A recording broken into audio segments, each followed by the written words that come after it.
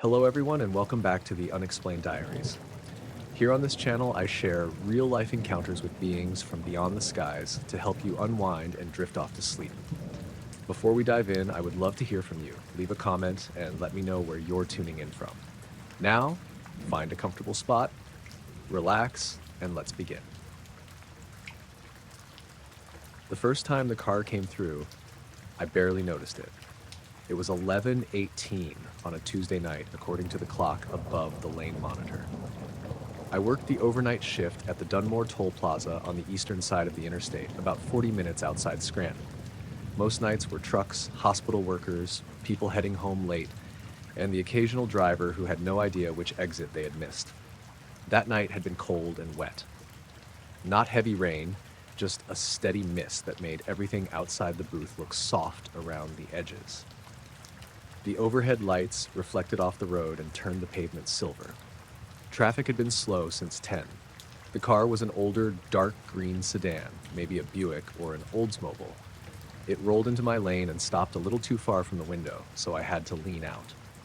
The driver was a man in his 50s with gray hair combed straight back. He wore a tan coat and had both hands on the steering wheel.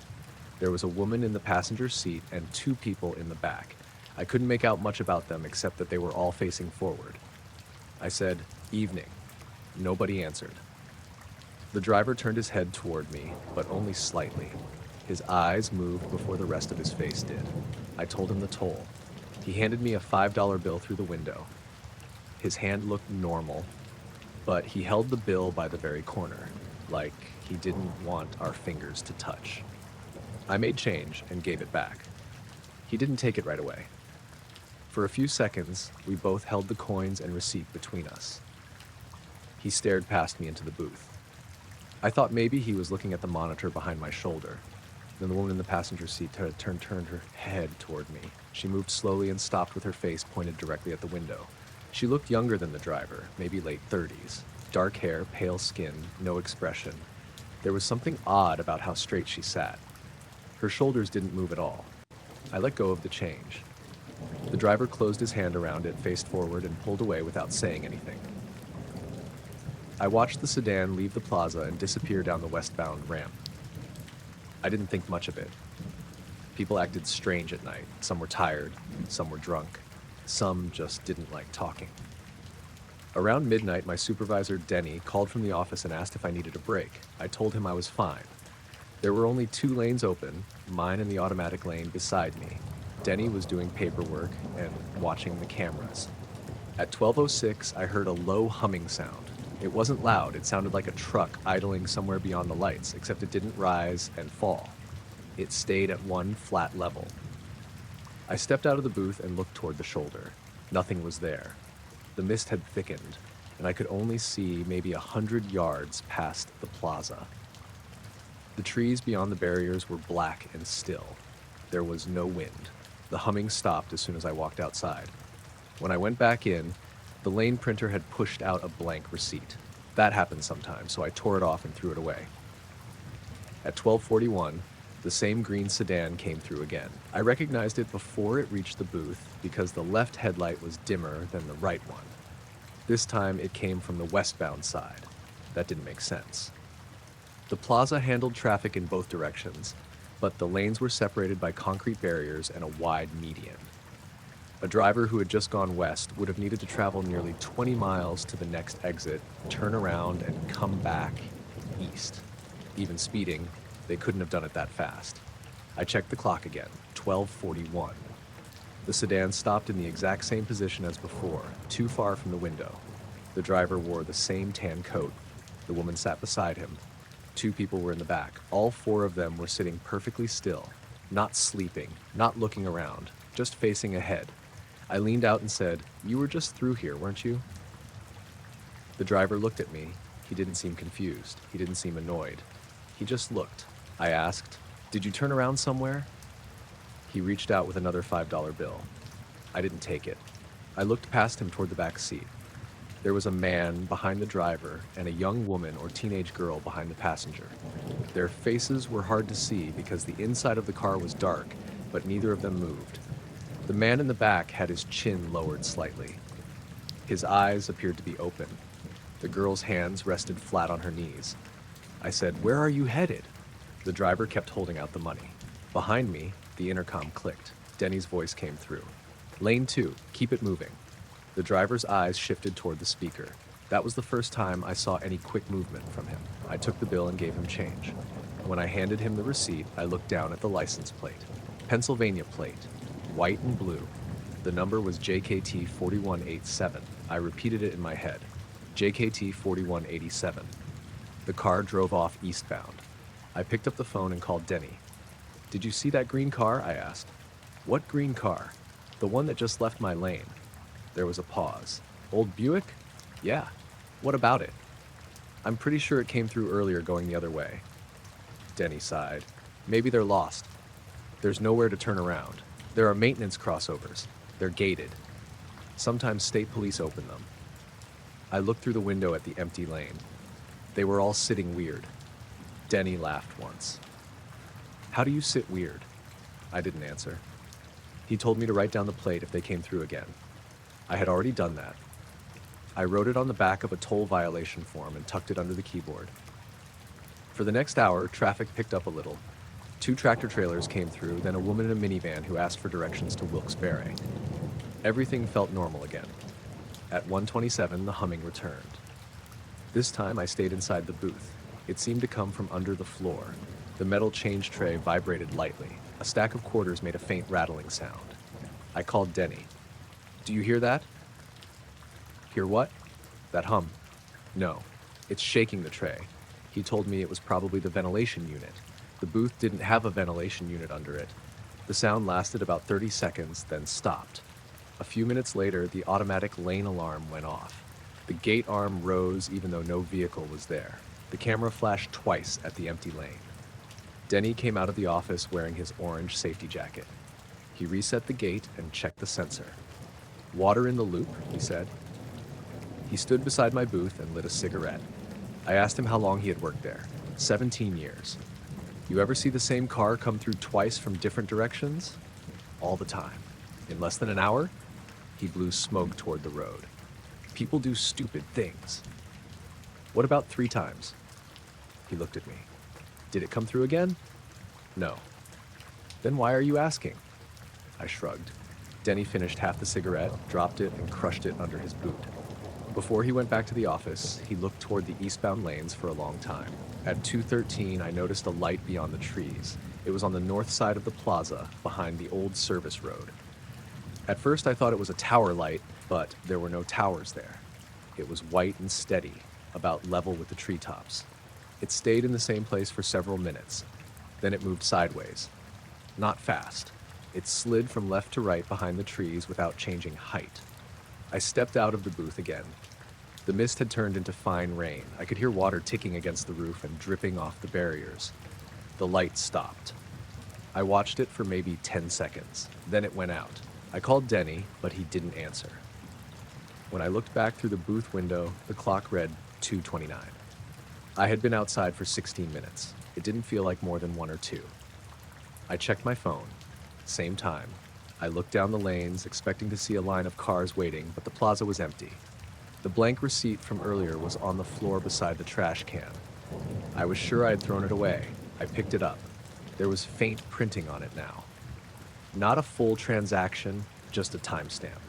2:18. Below that was a lane number that didn't exist. Lane 0. I took the receipt to the office. Denny was sitting at the desk watching the camera feeds. I put the paper in front of him. "What is this?" He looked at it. "Printer error." I was outside for 16 minutes. So, it felt like 2 minutes. He leaned back in his chair. "You tired?" "No." "You look tired." "Can you rewind the camera?" He didn't answer. "Rewind my lane from 2:13 to 2:29. The system's live only." That wasn't true. I had seen him review footage after accidents. I pointed at the monitor. "You can pull it up." Denny looked at the receipt again. Then he folded it in half and put it in his shirt pocket. "I'll check it later." I asked for it back. He said, "Go cover your lane." His tone had changed. He wasn't joking anymore. I went back to the booth. At 2:54, a state police cruiser passed through the automatic lane. The trooper lifted 2 fingers from the steering wheel as he went by. I nearly stepped out and flagged him down, but I didn't know what I would say. A strange car had passed twice. I had seen a light. The clock had jumped. None of it sounded worth stopping a cop in the rain. At 3:22, the green sedan came through for the third time. It approached from the service road. That road was behind the plaza and connected only to the maintenance building and a locked storage lot. It was separated from the public lanes by a steel gate. The gate was still closed. I saw the sedan's headlights appear beyond it. Then the car was suddenly lined up with my lane. I didn't see it pass through the gate. It just came from that direction. The left headlight was still dim. It stopped at the same distance from the booth. The driver, the woman, and the two passengers sat exactly as they had before. Same clothes, same positions. The driver's hands were at 10 and 2. The woman's face pointed straight ahead. The two in the back sat with their hands on their knees. I didn't open the window. The driver turned his head toward me. His mouth moved. I couldn't hear him through the glass. I shook my head. He moved his mouth again. The booth phone rang. I jumped and grabbed it. Denny said, "Don't take the money." I looked toward the office. His window was dark. "What?" "Don't open your window." The driver raised one hand. He held a $5 bill between two fingers. I asked Denny, "Are you watching this?" "Yes." "Where did they come from?" "I don't know." The woman in the passenger seat turned toward me. This time she leaned forward slightly. Her face came into the light. She looked mostly normal, but her eyes were fixed too wide and there was a dark line under her nose. At first I thought it was blood. Then she opened her mouth. The dark line was her lips. She said something through the closed window. I couldn't hear her, but I understood the shape of the words. "Open it." I stepped back. The people in the rear seat turned their heads at the same time. Not quickly. They moved together like they had been told to look. The young woman behind the passenger seat had her mouth open a little. The man behind the driver stared at me with his chin still lowered. The phone was silent against my ear. I said, "Denny?" He didn't answer. The line was still connected. I could hear faint breathing. The humming started again. The booth floor vibrated. The overhead light flickered.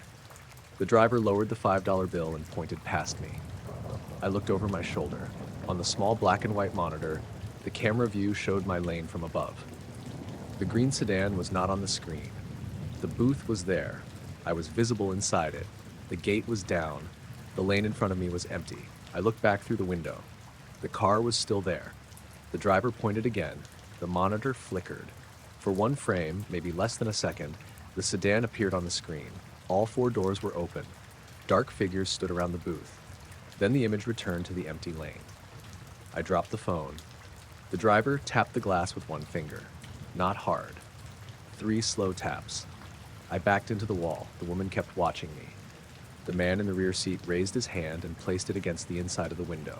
His fingers were spread. There was something pale tied around his wrist, like a hospital band. The young woman beside him looked down at her lap. The lane gate lifted on its own. The car did not move. The humming got louder. Loose coins slid across the counter. The clock above the monitor changed from 3:24 to 3:31, then back to 3:24. The driver tapped the glass 3 more times. I grabbed the emergency switch under the counter and pulled it. Red warning lights began flashing across the plaza. A siren sounded outside. The sedan's headlights went out. For a moment, I could only see the people inside because of the red lights. Each flash showed them in the same position. Driver facing me, woman leaning forward. 2 passengers turned toward the booth. Then the flashes stopped. The lane was empty. The gate arm was still raised. Rain blew through the open space where the car had been, though there hadn't been any wind before. Denny came running from the office. He unlocked my booth and found me sitting on the floor. He asked what happened. I pointed at the lane. "You saw it." He stood in the doorway and looked out. "You were watching." He didn't answer. We went into the office and pulled up the recordings. The video showed the first pass at 11:18. It showed the second pass at 12:41. It did not show the third pass. From 3:22 to 3:26, my lane appeared empty. I was visible inside the booth, moving backward and speaking on the phone. The gate lifted. The emergency lights came on. There was no car. Denny checked the service road camera. It showed the locked gate the entire time. I gave him the license plate number. He typed it into a state database he wasn't supposed to have access to. I didn't ask where he got the login.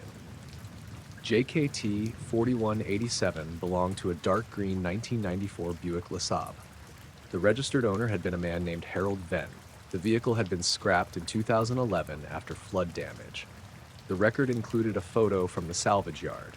The front bumper was missing. The windshield was broken. The car had been crushed into a stack of metal at a facility near Allentown. Denny printed the record. Then he searched the owner's name. Harold Venn had died in 2016. There was an old license photo on the screen. Gray hair combed straight back, same narrow face, same eyes. I asked Denny to print that too. The printer made the humming sound. Both monitors went black. The office lights dimmed. From outside came 3 slow taps against the booth window. Denny and I stayed where we were. The monitors came back on after a few seconds. The database page was gone. The printer tray was empty. Denny told me to clock out. I drove home at 4:10 with him following behind me until my exit. Neither of us stopped at the empty booth on the westbound side, even though its lane light had turned green by itself. When I reached my apartment, I parked under the security light and checked the back seat before getting out. Nothing was there. I locked the car and went inside. At 9:30 that morning, Denny called. He said the toll system showed 4 transactions connected to JKT 4187, not 3. The first was at 11:18, the second was at 12:41, the third was at 3:24. The fourth was timestamped 4:36, 26 minutes after I left the plaza. It had been recorded in my lane under my operator number. Denny asked if I had come back. I told him no. He said the camera showed the lane empty. Then he said there was one more thing. The toll had been paid with a $5 bill. The system listed the change as uncollected.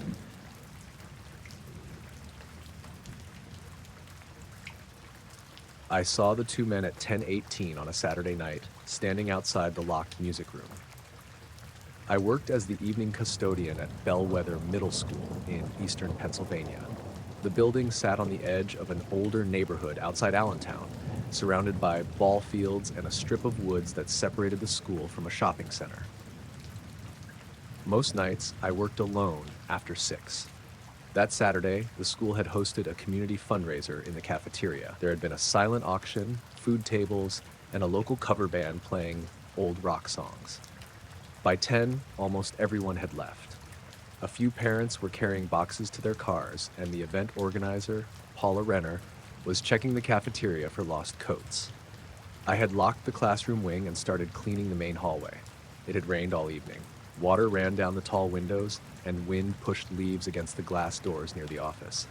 The lights in the east hallway were on a motion system, so sections of the building went dark when nobody walked through them. I was emptying a trash can near the library when those lights came on. The music room was at the far end of that hallway. The 2 men stood in front of it. Both wore black suits, white shirts, and dark ties. One was tall and thin, with short gray hair. The other was several inches shorter and broader through the shoulders. His hair was dark and combed neatly to one side. Neither wore a raincoat. Their shoes were polished and dry. I assumed they had attended the fundraiser and gotten turned around. The cafeteria was on the opposite side of the building, but visitors often took the wrong hallway looking for the restrooms. I called out that the exit was behind them. They turned at the same time. The taller man asked, "Where was the old gymnasium located?" I stopped pushing the trash cart. Bellwether had once had a separate gym on the north side of the school. It had been demolished in 1991, about 6 years before I started working there. A science wing and small courtyard occupied the area now. Most people in the neighborhood did not remember the old gym unless they had attended the school decades earlier. I asked whether they meant the current gym. "The original gymnasium," the shorter man said. I told them it was gone. Neither looked surprised. The tall man glanced toward the science wing. "Was the lower entrance removed as well?" he asked. I did not know what he meant. I had seen old photographs of the gym. It had been a plain brick building connected to the school by a covered walkway. I had never heard of a lower entrance. I asked if they were former students. The shorter man looked at me for a few seconds before answering. "No." His voice was calm but flat. like he was reading a line from a document.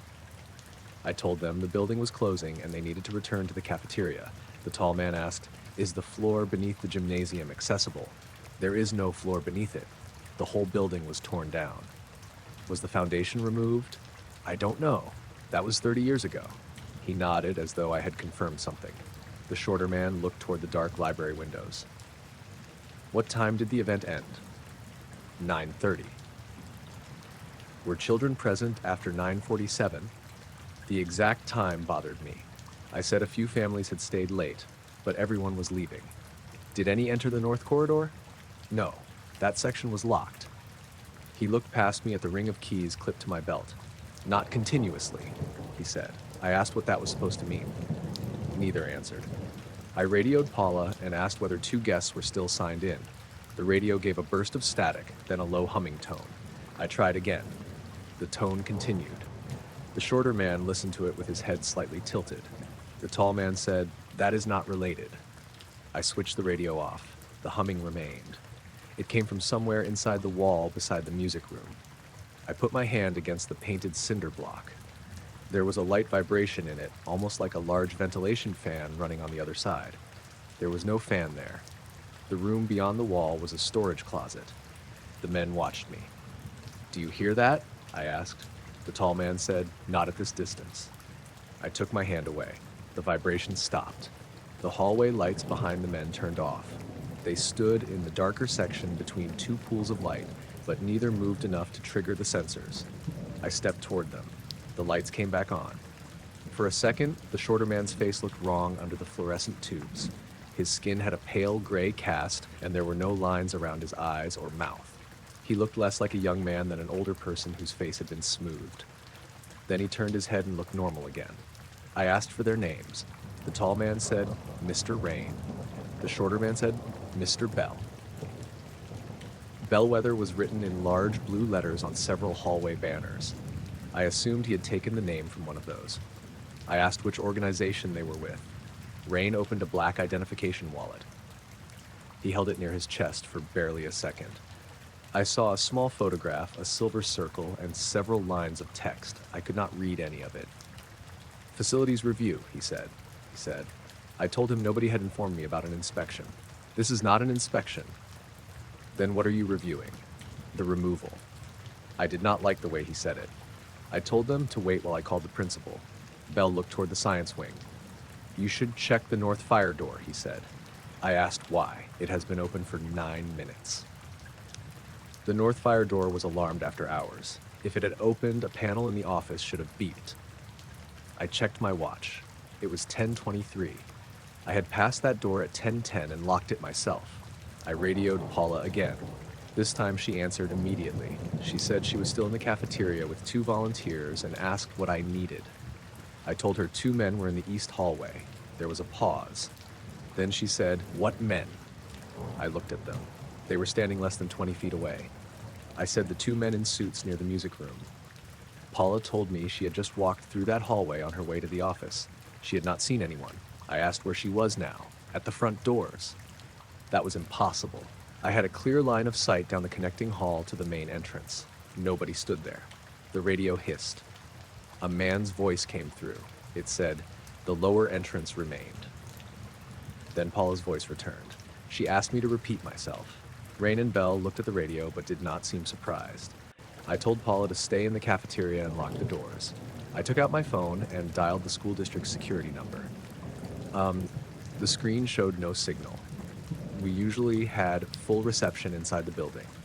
Bell asked, "Was the demolition performed during summer recess?" "I don't know." "Were classes held in this building during removal?" I said, "I don't know." Rain stepped closer. His shoes made almost no sound on the tile. "Did anyone report lights beneath the gymnasium before demolition?" That question made me think of something I had heard years earlier. A former custodian named Harold Meeks had worked at Bellwether since the 1970s.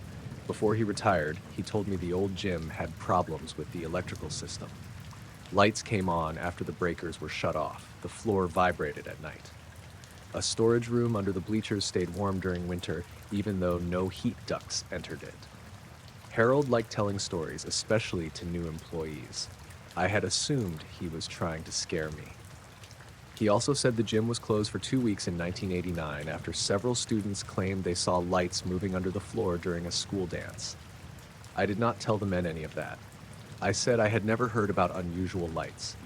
Bell watched my face. "You have," he said. I felt my grip tighten on the trash cart. I told both men to leave immediately. Rain gave a small nod. "We will leave after viewing the location." "You're not viewing anything. It is no longer restricted." "The school is restricted. You're trespassing." Bell looked toward the ceiling. The lights dimmed. The humming returned, louder this time. It moved through the wall and into the floor beneath us. The metal trash cart began to vibrate as a plastic spray bottle rolled against the side of a bucket. The sound stopped after about 5 seconds. A child laughed somewhere down the north corridor. It was a quiet laugh, short and distant. All three of us turned toward it. The science wing doors were closed and locked. I shouted, "Hello?" No answer. I started toward the doors. Rain said, "Do not enter until the sound repeats." I kept walking. He did not try to stop me. The lock opened with my master key. Beyond the doors, the science hallway was dark. The motion lights came on one section at a time as I moved forward. I checked every classroom. They were empty. At the end of the hall was the north fire exit. The door stood open about 3 inches. Rain blew through the gap and made a dark patch on the floor. The alarm contact above the frame should have been flashing red. It showed a steady green light. I closed the door and pushed the handle to make sure it latched. Something knocked from the other side. 3 slow knocks. I stepped back. There was a small wired glass window in the door. I looked through it. The outside walkway was empty. Rain crossed the light from the security lamp, but I saw no person near the door. 3 more knocks came from below me. They sounded like they were under the floor. I crouched and touched the tile. The humming started again. It was stronger there. I felt it in my fingers and knees. A pale light moved across the narrow gap under the fire door. It traveled from left to right, stopped, then returned in the opposite direction. It did not look like car headlights. The light was too low and too narrow. I stood and backed away. The hallway behind me had gone dark. Rain and Bell stood at the far end near the science doors. I had not heard them follow. Rain asked, "Did the knocking originate below the exit?" I said I was calling the police. "Did it?" "Yes." Bell looked at Rain. "The lower passage was not filled," he said. I asked what lower passage they were talking about. Rain pointed to a section of wall beside the fire door. That area led to the gymnasium. I told him the old covered walkway had been above ground. Not that passage. I knew the school fairly well. There were utility tunnels under part of the building, but most had been sealed before I started. The boiler room connected to one beneath the cafeteria, and an old maintenance map showed another ending near the science wing. I had never entered it. I asked how they knew the layout. Rain said, "It was documented before removal." "By who?" Neither answered. The pale light moved under the door again. Bell stared at it. His face remained blank, but his hands tightened at his sides. The light stopped directly beneath him, even though he stood 20 feet from the door. A narrow line of white appeared between his shoes. He stepped away quickly. It was the first fast movement either man had made. The line disappeared. Rain looked at me. "How many people remain in the building?" I said 5, counting myself and the volunteers. "Exactly 5?" "Yes." He seemed to calculate something. Then he said, "They should leave through the east entrance. The main entrance is closer." "Do not use the main entrance." I asked why. He looked toward the locked science classroom beside us. A soft scraping sound came from inside. It moved across the room from one wall to the other. I unlocked the classroom and switched on the lights. Nothing was inside except lab tables, stools, and cabinets. A line of wet footprints crossed the floor. They began near the center of the room, not at the door or the windows. The prints looked like bare feet, small enough to belong to a child. They crossed to the rear wall and stopped. The wall had no door. I called Paula and told her to take everyone out through the east cafeteria exit. I did not explain why. I told her to wait in her car and call the police. This time the radio worked normally. Rain watched the wet footprints. Bell asked, "Were children in this room during the event?" "No." "Was the room locked?" "Yes." "Continuously?" I thought about his earlier comment. I said yes. He looked down at the footprints. One entered from below, he said. I had heard enough. I told them they were leaving with me, and I would let the police sort out who they were. Rain said, "We are not the reason you should leave." The lights shut off. The emergency lights came on a second later, casting a dull red glow along the floor. The humming filled the hallway. It was louder than before, but still low, almost below hearing. The classroom stools began to rattle against the tile. Then the knocking started. It came from under the floor. 3 knocks beneath the classroom, 3 beneath the hallway, 3 beneath the wall where the old gym had stood. The pattern moved away from us toward the courtyard. Bell counted under his breath. At the 7th set, everything stopped. The main power returned. The wet footprints were gone. Rain walked to the rear wall and placed his palm against it. He kept it there for several seconds. "The space is open," he said. Bell asked, "How far?" "Not far." I did not know what they meant, and I no longer wanted to ask. I walked back toward the east side of the building. The men followed without argument. Paula and the volunteers had already left. The cafeteria was empty, though several folding chairs remained out. One of the side doors stood open to the rain. A dark sedan was parked beside my truck. It was an older full-size car with dull black paint and no visible front plate. I had not seen it in the lot earlier. Rain stopped near the exit. "Do not enter the north corridor before 7 tomorrow morning," he said. "I'm not coming back tomorrow." "You will be asked to." "By who?" "The building manager." I told him I was the building manager on weekends. He looked at me. "No." The 2 men walked into the rain. Neither opened an umbrella or raised a hand over his head. They got into the sedan. The engine started without the headlights coming on. The car left through the staff driveway and disappeared behind the football field. The police arrived 6 minutes later. 2 officers searched the school with me. They found no one inside. The north fire door was locked and dry around the frame, despite the water I had seen on the floor.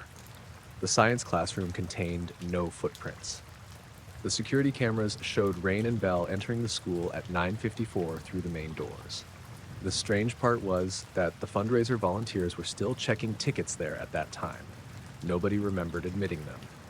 The hallway camera showed the men walking toward the music room. At 10:18, the image froze. It resumed at 10:41 with the hallway empty. The science wing cameras showed only static during the same period. The black sedan appeared on the parking lot camera, but the image became washed out whenever it passed beneath a light. No license plate could be read. I left the school shortly after midnight and drove home. Nothing followed me.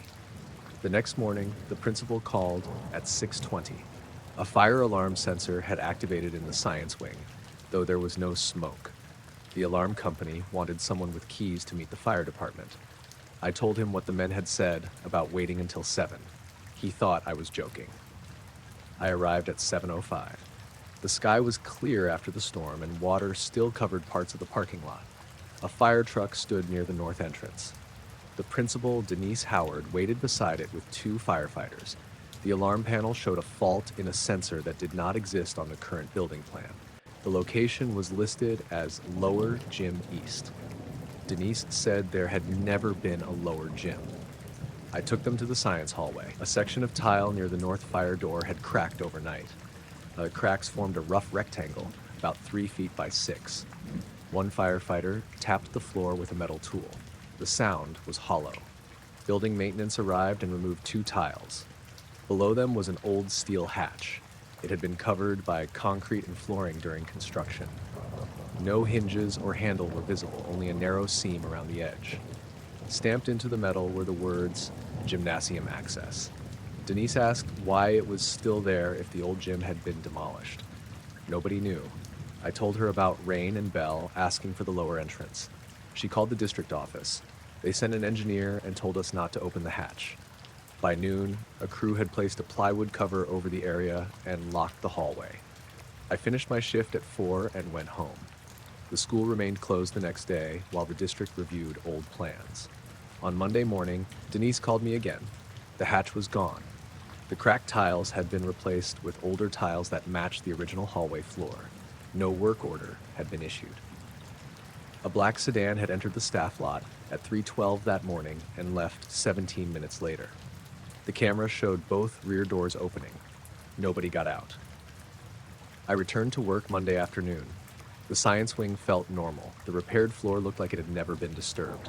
As I mopped near the north fire door, I heard 3 soft knocks below the tile. I stopped moving. After several seconds, a man's voice spoke through the wall beside me. It was quiet, but I recognized Rain's flat tone. He said, "The old gymnasium was not demolished." The motion lights at the far end of the empty hallway came on one at a time, moving toward me. I locked the science doors, finished the main hall, and made it home before dark.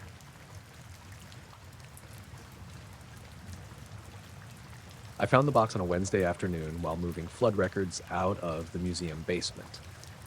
I volunteered 2 days a week at the North Platte County Museum in Wyoming. It was a small place in an old brick school building with rooms devoted to ranching, the railroad, local military history, and whatever families had donated over the years. I mostly scanned photographs and entered names into the collection database. That week, a pipe had leaked near the basement storage area. Nothing valuable was damaged, but several shelves had to be emptied so the maintenance crew could inspect the wall. The box sat behind a stack of county tax ledgers. It was gray cardboard, about the size of a boot box, with a cotton string tied around it. There was no accession number, donor name, or description. That was unusual. Even the oldest collections normally had a paper per tag or a number written in pencil. I carried it upstairs to the workroom and opened it. Inside were 80 or 90 black and white aerial photographs. Most were 8x10 prints taken from a small plane. They showed ranches, dirt roads, irrigation canals, and empty stretches of high desert. A few included parts of Douglas and Glen Rock, though the towns looked much smaller than they did now. The photographs had dates stamped on the backs. They ranged from May through August 1956. Some also had coordinates written in blue pencil. I assumed they came from a state mapping project, but there was no agency stamp. No highway department mark, no geological survey number, nothing. The images were unusually sharp. I could see fence posts, individual cattle, and shadows under parked trucks. One photograph showed a woman hanging laundry behind a farmhouse. Another caught 2 boys standing beside a stock pond and looking up at the plane. I started arranging the prints by date. That was when I noticed the dark circle. It appeared in a photograph taken over a dry valley north of the Laramie Range. The picture showed a dirt road, a narrow creek, and a group of cottonwoods near an abandoned homestead. Above the trees was a dark, round shape. At first, I thought it was damage to the print. The shape was almost perfectly black and about the size of a quarter. It had a faint pale edge on one side. I held the photograph under the desk lamp. The black area was part of the image. The paper surface was smooth, and the grain continued around it normally.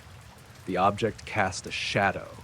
The shadow fell across the trees and part of the creek bank, which meant the shape had been between the plane and the ground when the picture was taken.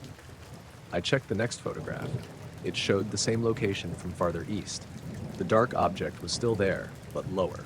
Its shape looked less circular from that angle. It was more like a flattened oval. In the third image, it was gone. There was something else near the homestead. A long black car was parked beside the house. 2 men stood near the road. Their clothes looked too dark to be work clothes, and both wore hats. One man faced the plane. The other looked toward the empty sky where the object had been. I took the 3 photographs to Margaret Bell, the museum's collections manager. Margaret had worked there for nearly 20 years and knew almost every family name and property in the county. She put on her reading glasses and studied the prints. She recognized the homestead.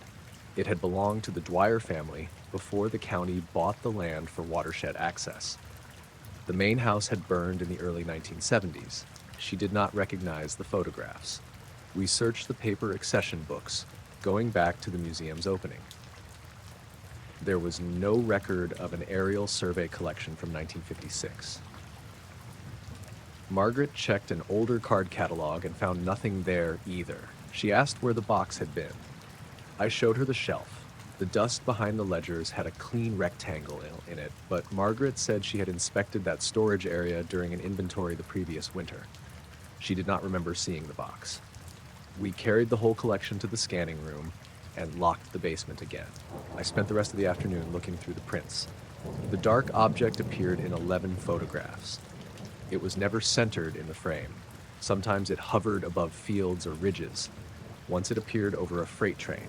In another image, it sat low above a reservoir, and the water below it looked oddly smooth while the rest of the surface showed wind. The black car appeared in 7 photographs. It was always on a road or near a structure. The same 2 men seemed to be standing beside it. The photos had been taken on different days and in locations more than 100 miles apart. The men wore the same dark suits and hats in every image. One photograph bothered me more than the others. It showed a small landing strip beside a ranch. A single-engine plane sat on the dirt runway. Several people stood near a fuel truck, all looking toward the western sky. The 2 suited men stood behind the photographer's plane. I could tell because their faces were reflected in a small inspection mirror attached near the wing. They were close enough that they must have been standing only a few feet from whoever took the picture. On the back of that print, someone had written, "They arrived before we landed." The handwriting was different from the coordinate notes. Margaret called the county records office and asked whether they had conducted aerial mapping in 1956. A clerk found references to federal soil surveys, but the flight numbers did not match anything written on our photographs. Then Margaret called the state archives in Cheyenne. They asked us to email sample scans. I scanned 4 ordinary images and one that showed the dark object above the reservoir. The scanner handled the normal prints without a problem. When I placed the reservoir photograph on the glass, the machine made a loud clicking sound. The preview showed the landscape, but the black object appeared as an empty white circle. I tried again, same result. I photographed the print with my phone. On the screen, the object looked blurred, as if my hand had moved, though everything around it was sharp. Margaret saw it too. She told me to stop handling the strange photographs until we had proper sleeves and gloves. We placed the entire collection in an archival box and locked it in the workroom cabinet. At 5, we closed the museum. The weather had turned hot and windy. Dust crossed the parking lot in thin sheets, and smoke from a distant grass fire made the western sky orange. As I walked to my car, I noticed a black sedan parked across the street. It was an older model with a long hood and dull paint. Both front windows were open, but I could not see the driver clearly. I stood beside my car for a moment. The sedan pulled away. I drove home without seeing it again. That Margaret called me around 9. She said she had received an email from the state archives. They had no record of the collection and wanted to know where we got it. The attached reservoir scan had also changed. On Margaret's computer, the dark object was missing completely. The water below it still had the smooth circular patch, but the sky was empty. I opened the copy I had sent from the museum. It was the same. I checked the photograph I had taken with my phone. The blurred black shape was still there. Behind it, near the shoreline, 2 small figures had appeared. They had not been visible when I took the picture. I enlarged the image. Both figures wore dark clothing. The next morning, I arrived before Margaret. The sky was clear, and the wind had dropped. A black sedan sat at the far end of the museum parking lot. 2 men stood beside the front entrance. Both wore dark suits, white shirts, and black ties. One was tall and narrow, with gray hair cut close to his head. The other was shorter, with dark hair combed straight back. Neither wore a hat. They looked wrong for the weather. It was already warm, but their jackets were buttoned. Their black shoes were polished and completely free of dust.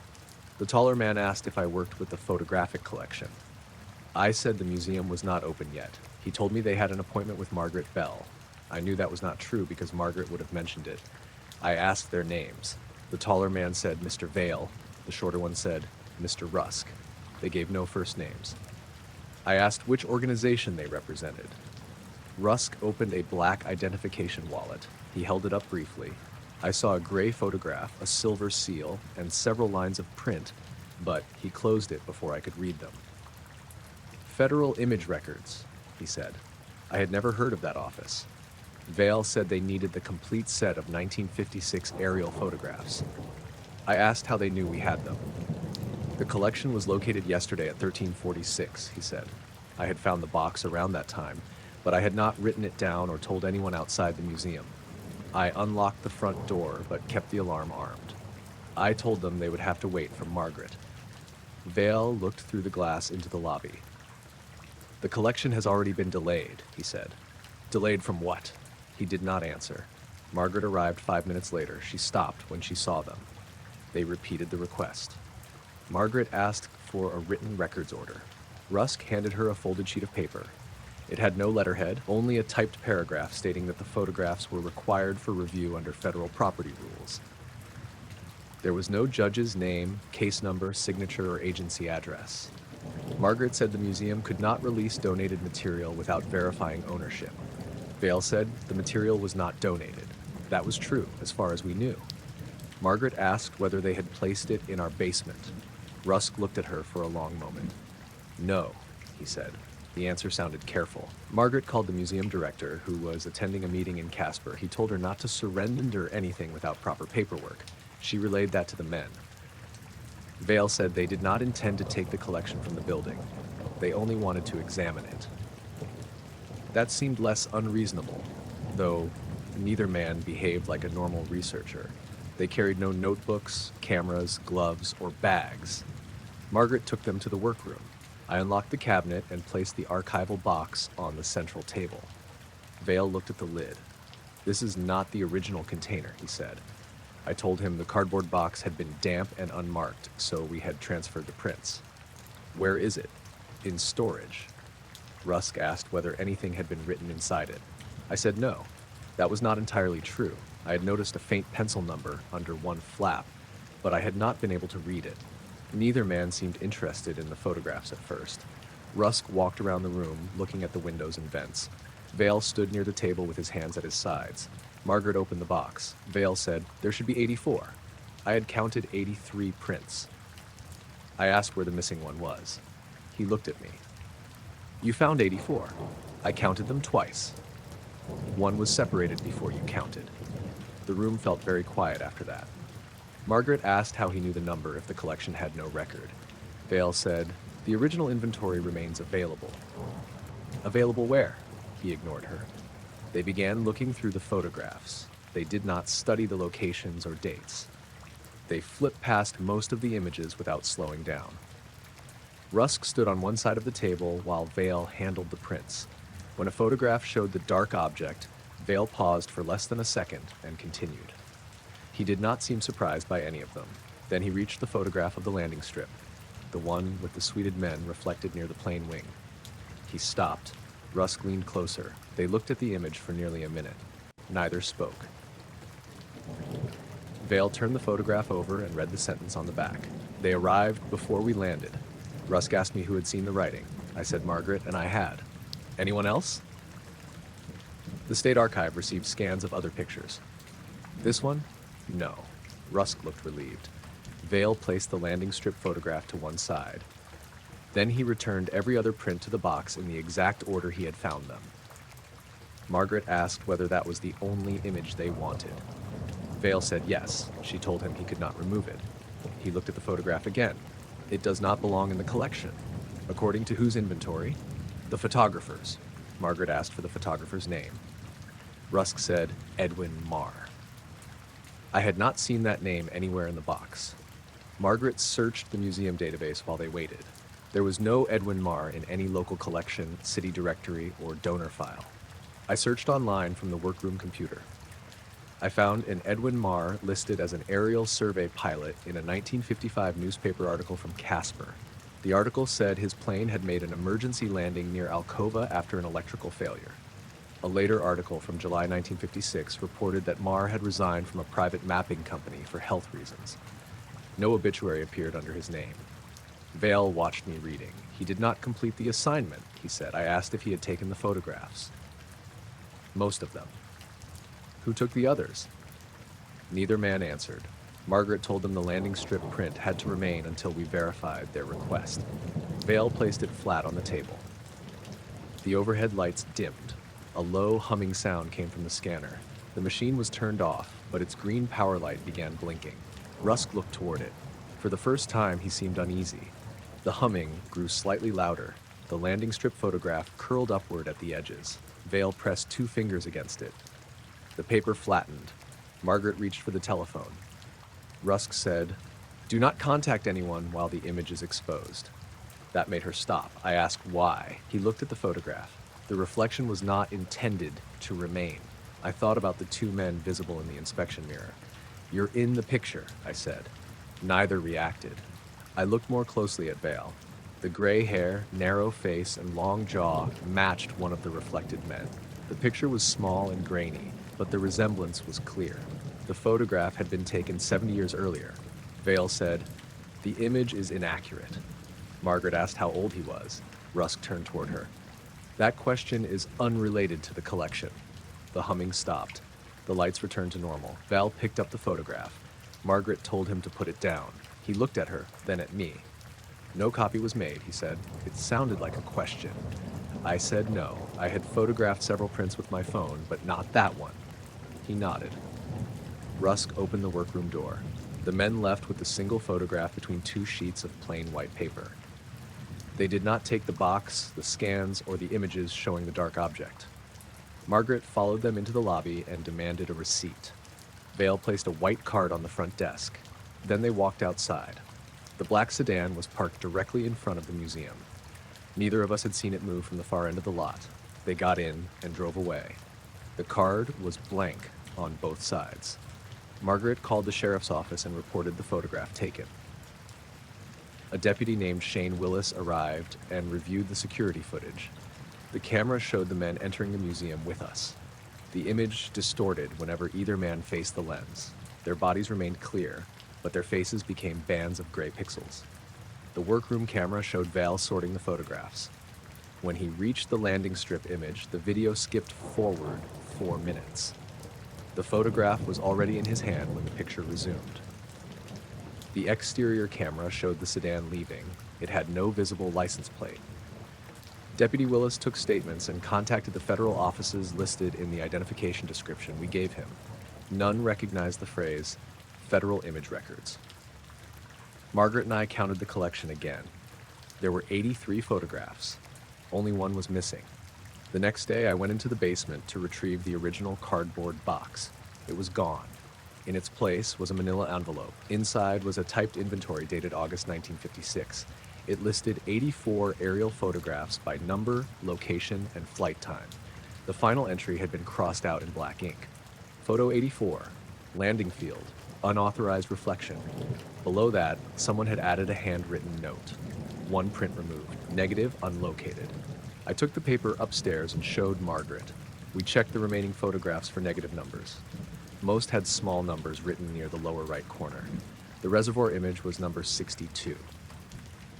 The homestead sequence was 71 through 73. The last print in the box showed an empty section of desert road at dusk. I had barely looked at it before because there was no dark object, car, or building in the frame.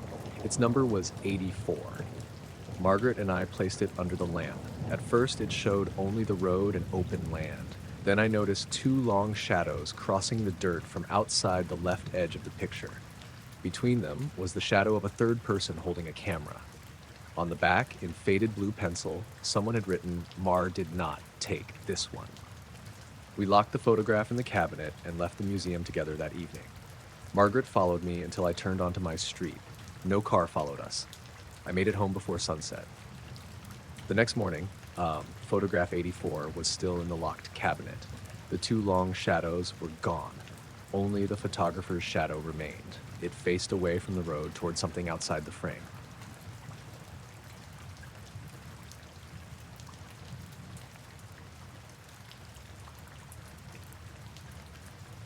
My entry phone rang at 2:13 in the morning. I knew the exact time because I had been awake on the sofa, waiting for the washing machine to finish. I lived on the 17th floor of a tower block in Salford Quays, and the machine shook the kitchen cupboards during the spin cycle, so I never ran it overnight unless I planned to stay up. The sound from the entry phone was loud and ugly. 2 electronic buzzes, a pause, then 2 more. It came from a small screen mounted beside my front door. Nobody I knew would have called from downstairs at that hour. My sister had a key fob, and my friends always texted first. Delivery drivers sometimes pressed random flats, but not after 2 in the morning. I stayed on the sofa and waited for it to stop. It rang again. The building had a camera above the main entrance. When someone called, the screen showed a live view of the pavement outside. I crossed the room and pressed the answer button without speaking. The camera showed nothing. The pavement was wet from steady rain. The light above the entrance made the concrete look pale and flat. I could see the metal bike racks, the edge of a planter, and part of the road beyond the glass canopy. There was nobody near the panel. At first I thought the microphone was picking up traffic. Then I noticed the sound. It was a slow, steady rush. Air pulled in, then pushed out. It sounded almost like someone breathing through a plastic tube, except there was a mechanical vibration under it. Each breath lasted about 4 seconds. There was no wind noise and no rustling clothes. I listened for maybe 15 seconds. "Hello?" I said. The breathing continued at the same pace.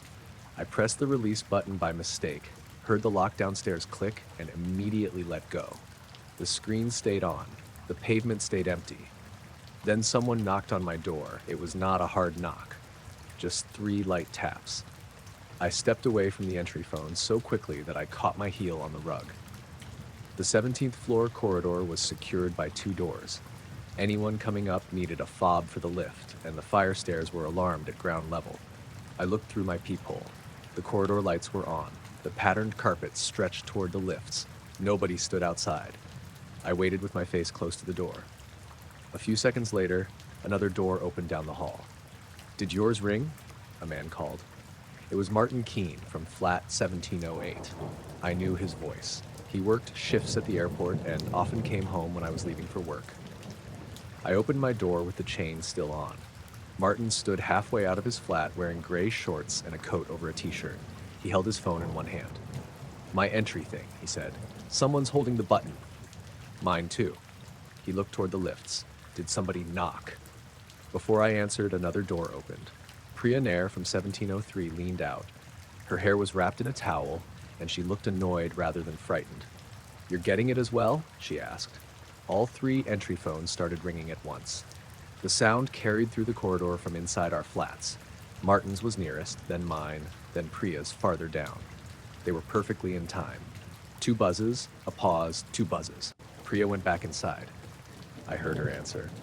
"Oh, that's horrible," she said. Martin unlocked his door and waved for us to come in. His screen was already showing the entrance. It looked exactly like mine had. Empty pavement, wet road.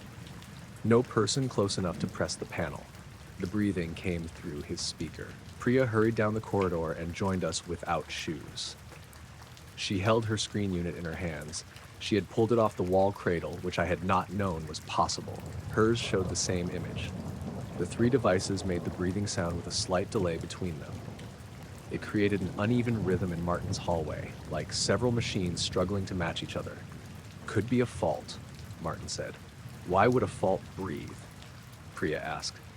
"It's probably the rain getting into the microphone." The rain didn't sound like that. I checked the building residents group chat.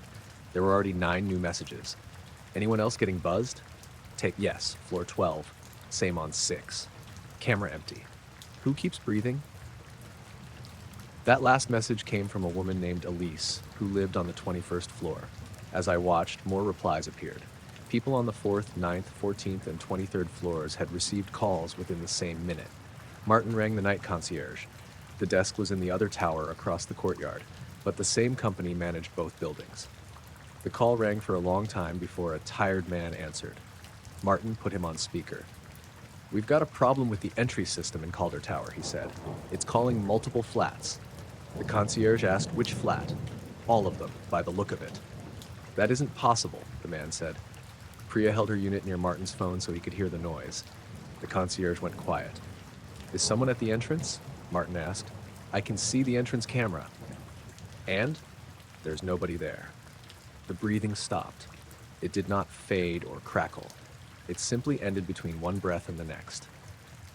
Our screens went black at the same time. For several seconds, none of us spoke. The washing machine in my flat entered another spin cycle, and the vibration traveled faintly through the wall. Then the lift indicator chimed. The display above the lift doors showed the letter G. The number changed to 1, then 2. Someone was coming up. Martin stepped into the corridor. Priya stayed behind him. I followed, but kept close to my own door. The lift climbed in a steady sequence. 5, 6, 7. Could be the concierge, I said. He's in the other building, Martin replied. The number reached 11 and stopped. We waited. After about 10 seconds, it started again. 12, 13, 14. At 16, the lift stopped a second time. There was a dull metallic sound from inside the shaft. Not a bang, more like something shifting its weight against the lift wall. The display changed to 17. The doors did not open. The motor hummed behind them.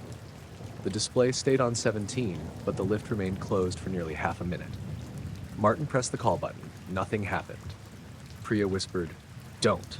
The doors finally slid apart. The lift was empty. Its ceiling light flickered, but everything else looked normal. The mirrored back wall reflected the three of us standing in the corridor. There were wet marks on the floor, though. 5 or 6 dark patches led from the rear corner toward the doors.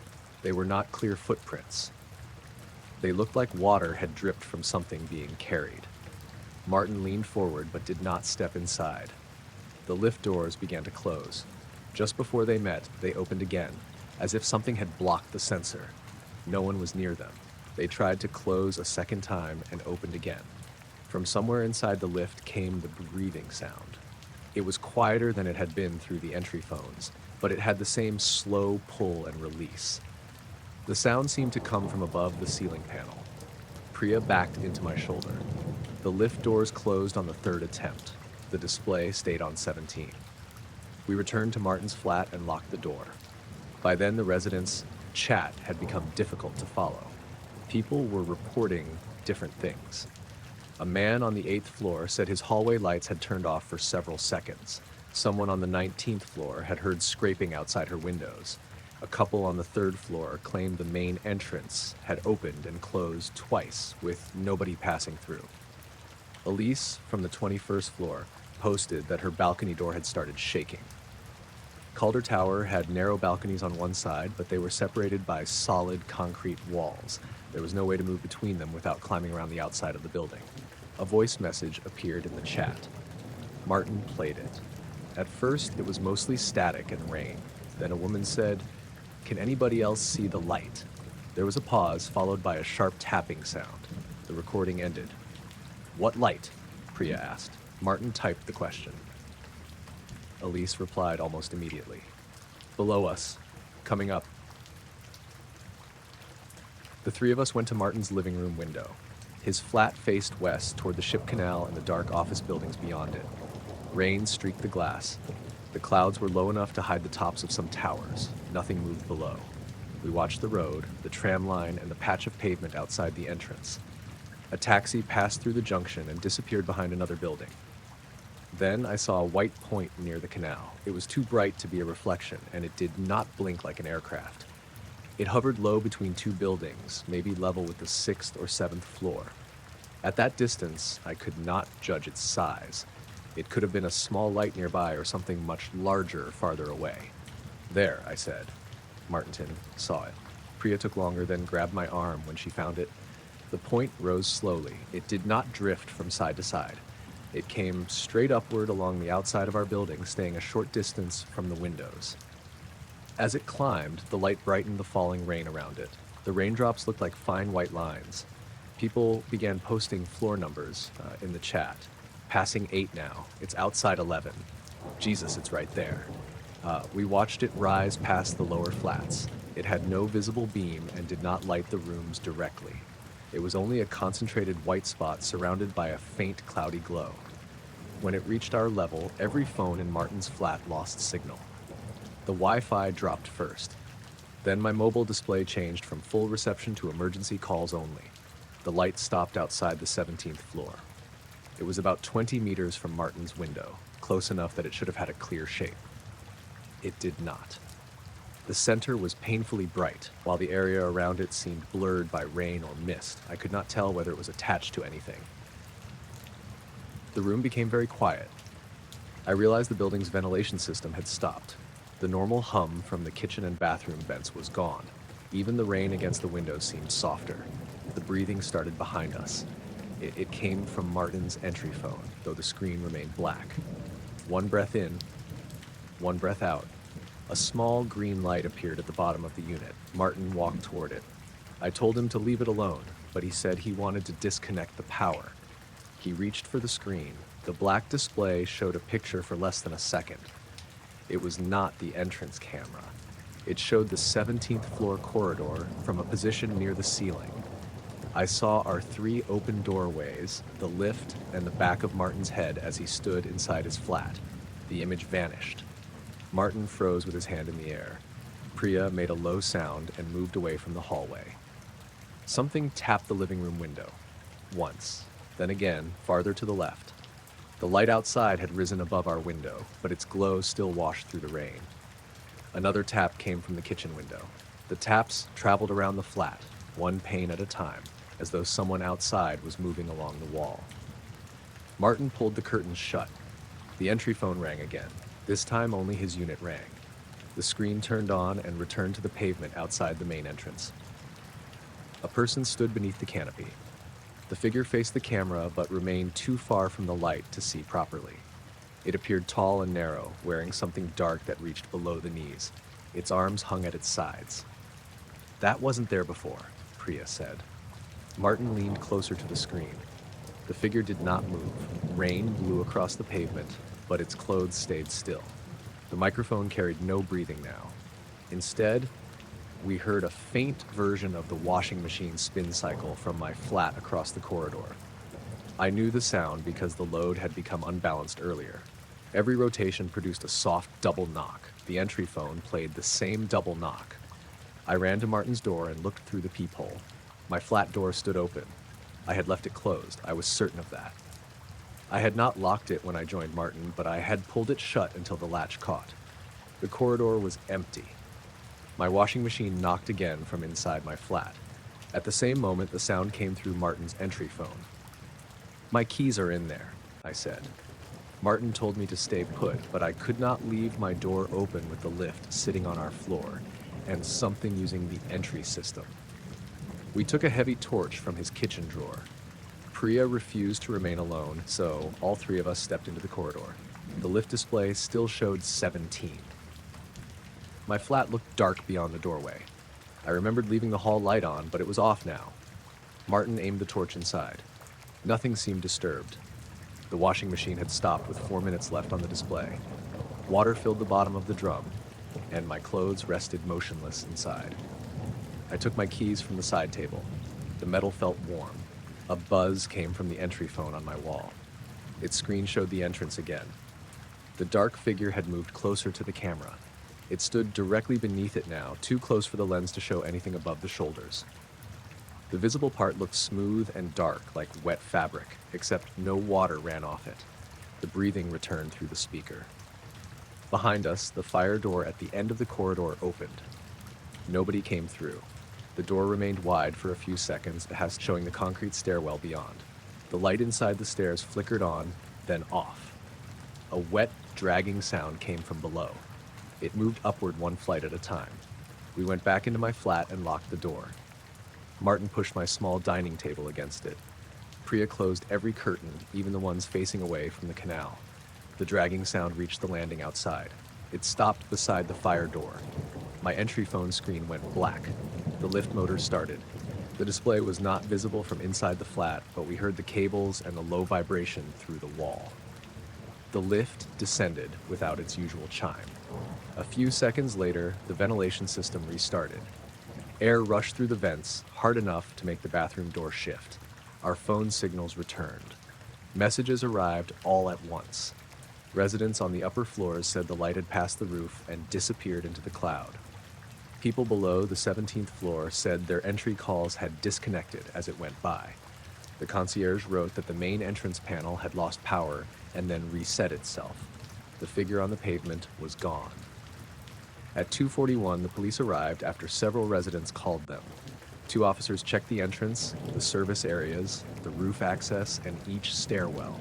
They found nobody. The main door logs showed that it had been released from 14 different flats at exactly 2:16, although most residents insisted they had never pressed their release buttons. One officer walked us back to our flats after the corridor had been checked. The wet marks inside the lift had dried into faint gray circles. He rubbed one with his shoe and said it looked like dirty rainwater. I stayed with Martin and Priya until daylight. At 7:30, I went back to my flat, locked the door, and finished the washing. When I removed the clothes, I found a strip of clear plastic twisted around the center of the drum. It was about as long as my arm and slightly warm. One end had a line of small round holes in it. I put it on the kitchen counter and took a photograph. The entry phone rang once. The screen came on before I touched it. It showed the pavement outside in clear morning light. Residents were leaving for work. A man walked a dog past the entrance, and a cyclist stopped near the bike racks. Under the normal street noise, the microphone carried a slow breath in and a slow breath out. I pulled the entry phone cable from the wall. When I turned back toward the kitchen, the strip of plastic was no longer on the counter. It was lying on the floor beside my front door, arranged in a loose circle around my keys.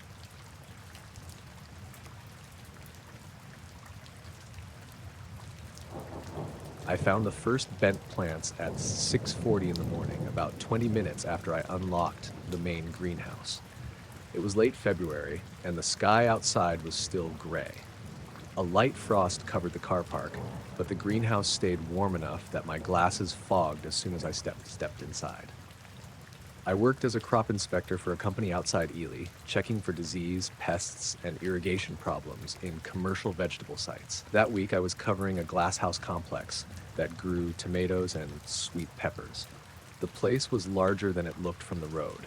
It had 6 growing bays, each about the length of a football pitch, joined by service corridors and separated by insulated partitions. Some sections were modern glass.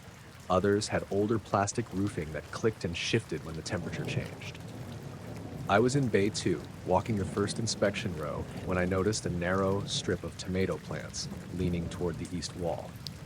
At first, I thought a trolley had clipped them. The plants grew from raised bags of compost, with each vine tied to a wire above. The leaves along one row had been pressed down in a line about 1/2 meter wide. Nothing was snapped. The stems were still attached to their support strings. They looked as if something broad and low had moved through them without breaking anything. I crouched and checked for wheel marks. The concrete between the rows was dry. There was no mud, no tire rubber, and no spilled compost. The inspection trolley was still parked near the entrance, exactly where the night supervisor had left it. I followed the flattened strip. It ran beneath the plants at an angle instead of staying in the walkway. It crossed from one row into the next, passed under the irrigation pipes, and continued toward the partition between Bay 2 and Bay 3. The partition was a solid insulated wall. No hatch, no gap, just white panels bolted to a steel frame. The bent plants stopped at the wall. I marked the location in my notebook and went around through the service corridor to Bay 3. The line continued on the other side. That was the first thing that made me uneasy. The plants directly opposite the wall were bent in the same direction at the same angle as if the strip had passed through the partition. There was no doorway near that point. The closest access door was about 30 meters away, and it had been locked when I arrived. I checked it anyway. The door had an electronic fob reader and a metal slide bolt on the inside. The bolt was still across. I opened it, closed it, and tested it twice. Nothing seemed wrong. I called the site manager, a man named Gareth Pullen. He was already somewhere on the property, dealing with a heating fault in the packing shed. Probably one of the harvest teams, he said. They don't start until 7. Night maintenance, then. The line crosses a wall. There was a pause. What do you mean, crosses a wall? I explained it again. Gareth told me not to touch anything and said he would come over when he finished at the packing shed. I kept inspecting. The line continued through Bay 3 for around 40 meters. It was not perfectly straight. It curved gently between the rows, always the same width with leaves pressed down, but not torn. In one place, it passed through a set of hanging yellow pest cards.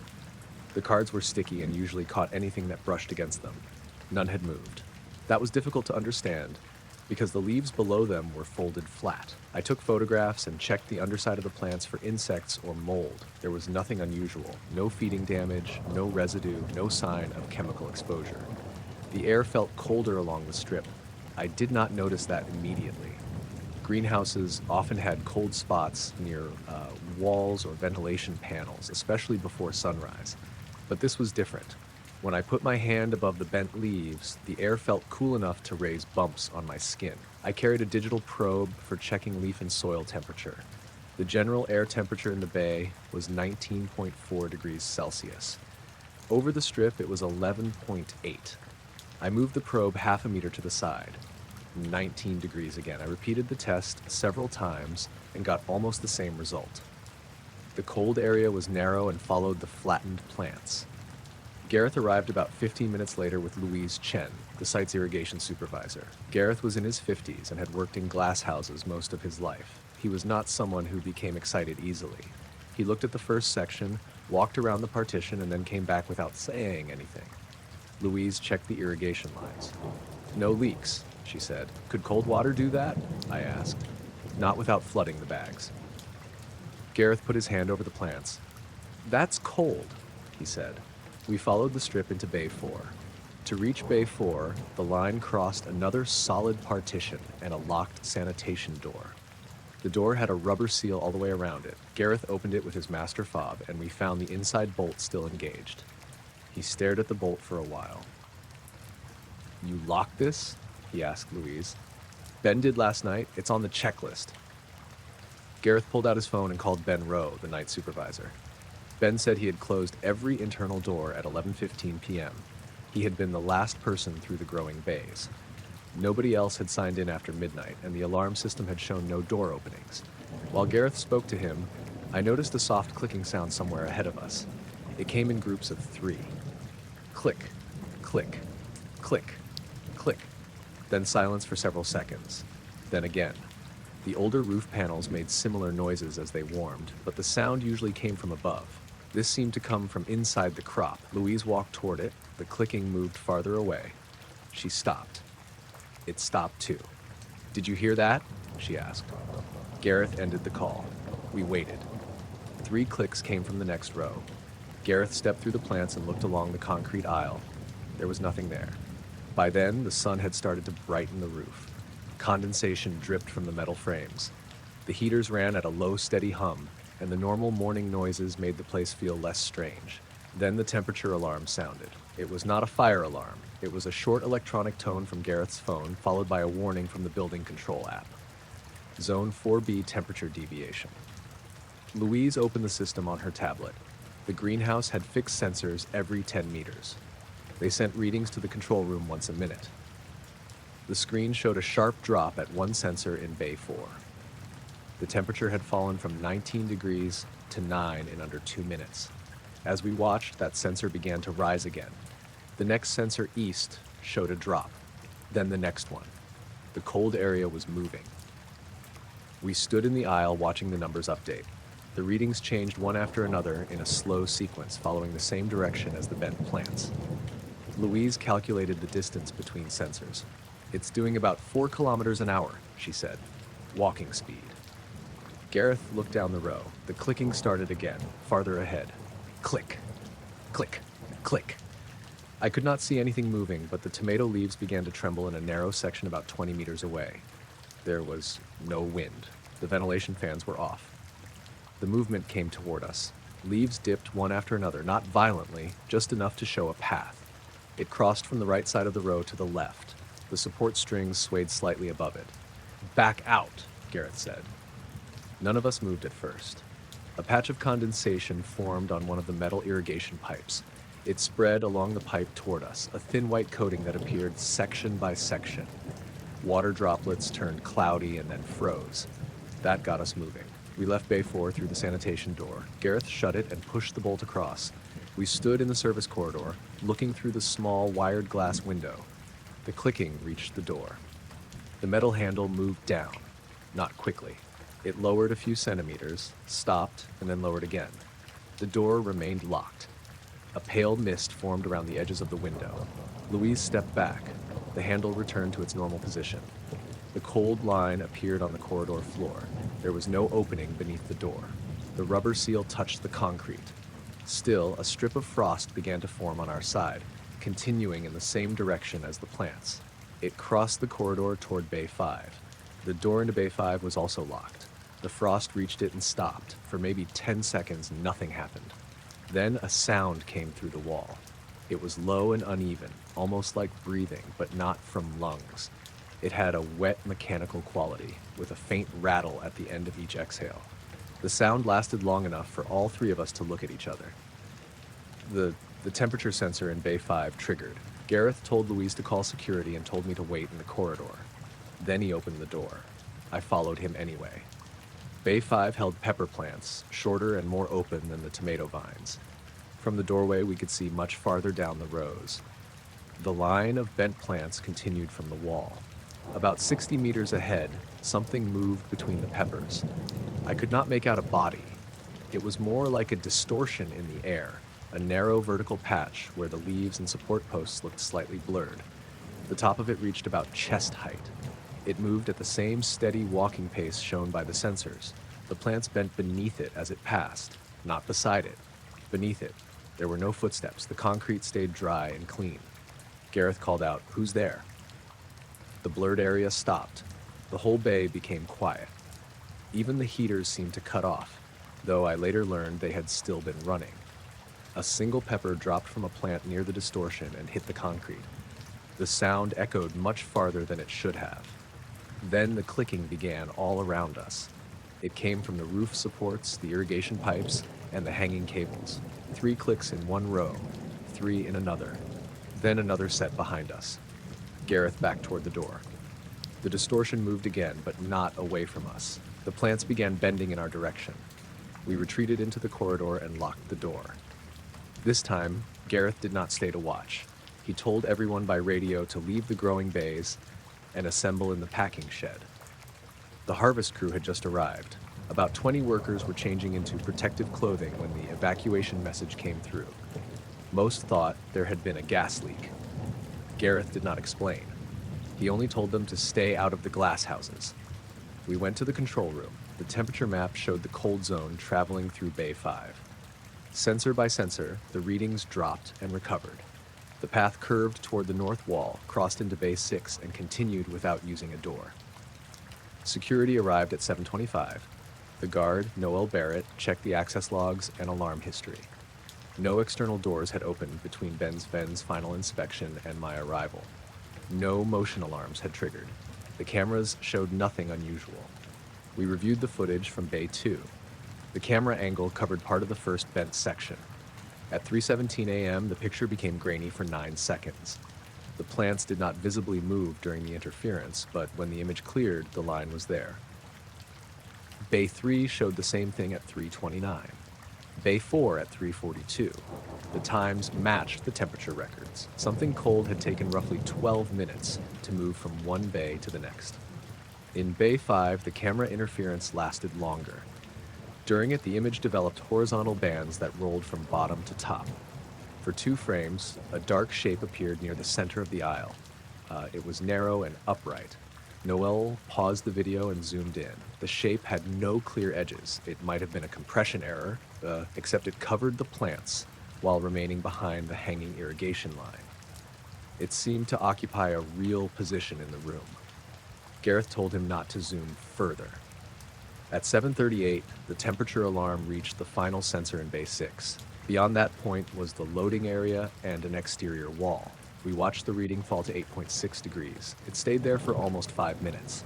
Then every sensor in the greenhouse returned to normal at once. The cameras cleared, the clicking stopped. We waited another hour before going back inside. 4 of us entered together: Gareth, Louise, Noel, and me. We carried radios and torches, though the sun was fully up by then. The bent line continued through Bay 6 to the exterior wall. There was no door at that point, no vent large enough for a person or animal. The insulation panels were undamaged. A patch of frost covered the wall from floor level to about 1.5 meters high. In the center of it were 3 clear marks. They looked like fingertips pressed into cold glass, except they were too long and set too far apart. Each mark ran downward for several centimeters and ended in a small round spot where the frost had melted. Noel photographed them. Gareth told everyone to leave the area untouched until the company's health and safety manager arrived. When we returned 20 minutes later, the frost had melted. The marks were gone. The plants slowly lifted during the day. By the afternoon, most of them looked normal. There was no permanent damage except for a few broken leaves and the pepper that had fallen in Bay 5. The company blamed a malfunction in the heating controls and pressure changes from the ventilation system. The official report said the bent plants were probably caused by staff moving equipment through the rows. I signed the inspection form but added that no equipment tracks were present. I left the site shortly after 4.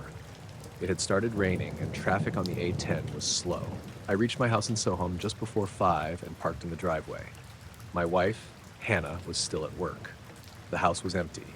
I carried my bag inside, put the kettle on, and took off my wet coat. While I waited for the water to boil, I heard 3 clicks from the back garden. Click, click, click. I stood by the kitchen window. Nothing moved outside. The rain fell across the patio, and the bare hedge shifted in the wind. Then a narrow line appeared in the grass. It started at the back fence and moved slowly toward the house. The blades did not flatten completely. They leaned in sequence, forming a path about half a meter wide. I stepped away from the window. The digital thermometer beside the back door dropped from 18 degrees to 12. The line reached the patio and stopped. For a while, the only sound was the kettle boiling behind me. Then the security light came on. A faint, blurred patch stood near the back door, just beyond the glass. It was not tall. The top of it reached roughly level with the handle. Condensation spread across the outside of the door. 3 long marks appeared in it. They rested there for several seconds. Then they slid down and disappeared. The temperature rose again. I stayed in the kitchen until Hannah's car pulled into the driveway. When she came inside, the grass was upright, the patio was wet and empty, and the glass door was clear. I drove back to the greenhouse the next morning. A new section of plants had been bent during the night. The line started at the exterior wall in Bay 6 and ran back through the building in the opposite direction. It ended at the exact spot in Bay 2 where I had first found it.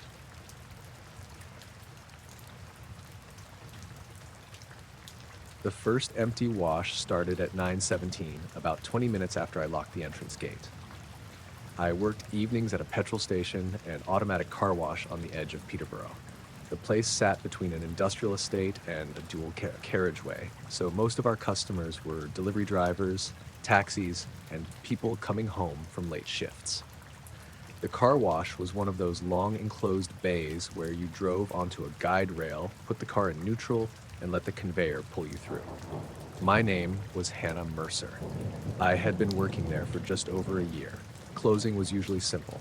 I emptied the bins, checked the chemical level, sprayed down the floor, locked the front doors, and waited for the last wash cycle to clear before shutting the system down.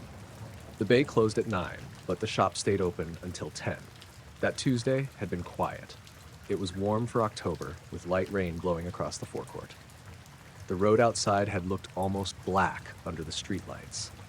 At 9, I put the red barrier across the car wash entrance and locked the metal gate behind it. There were no vehicles inside. I checked because an old Mercedes had once stalled halfway through, and the driver had left it there while he went looking for a tow truck. Since then, I always walked the full length of the bay before closing.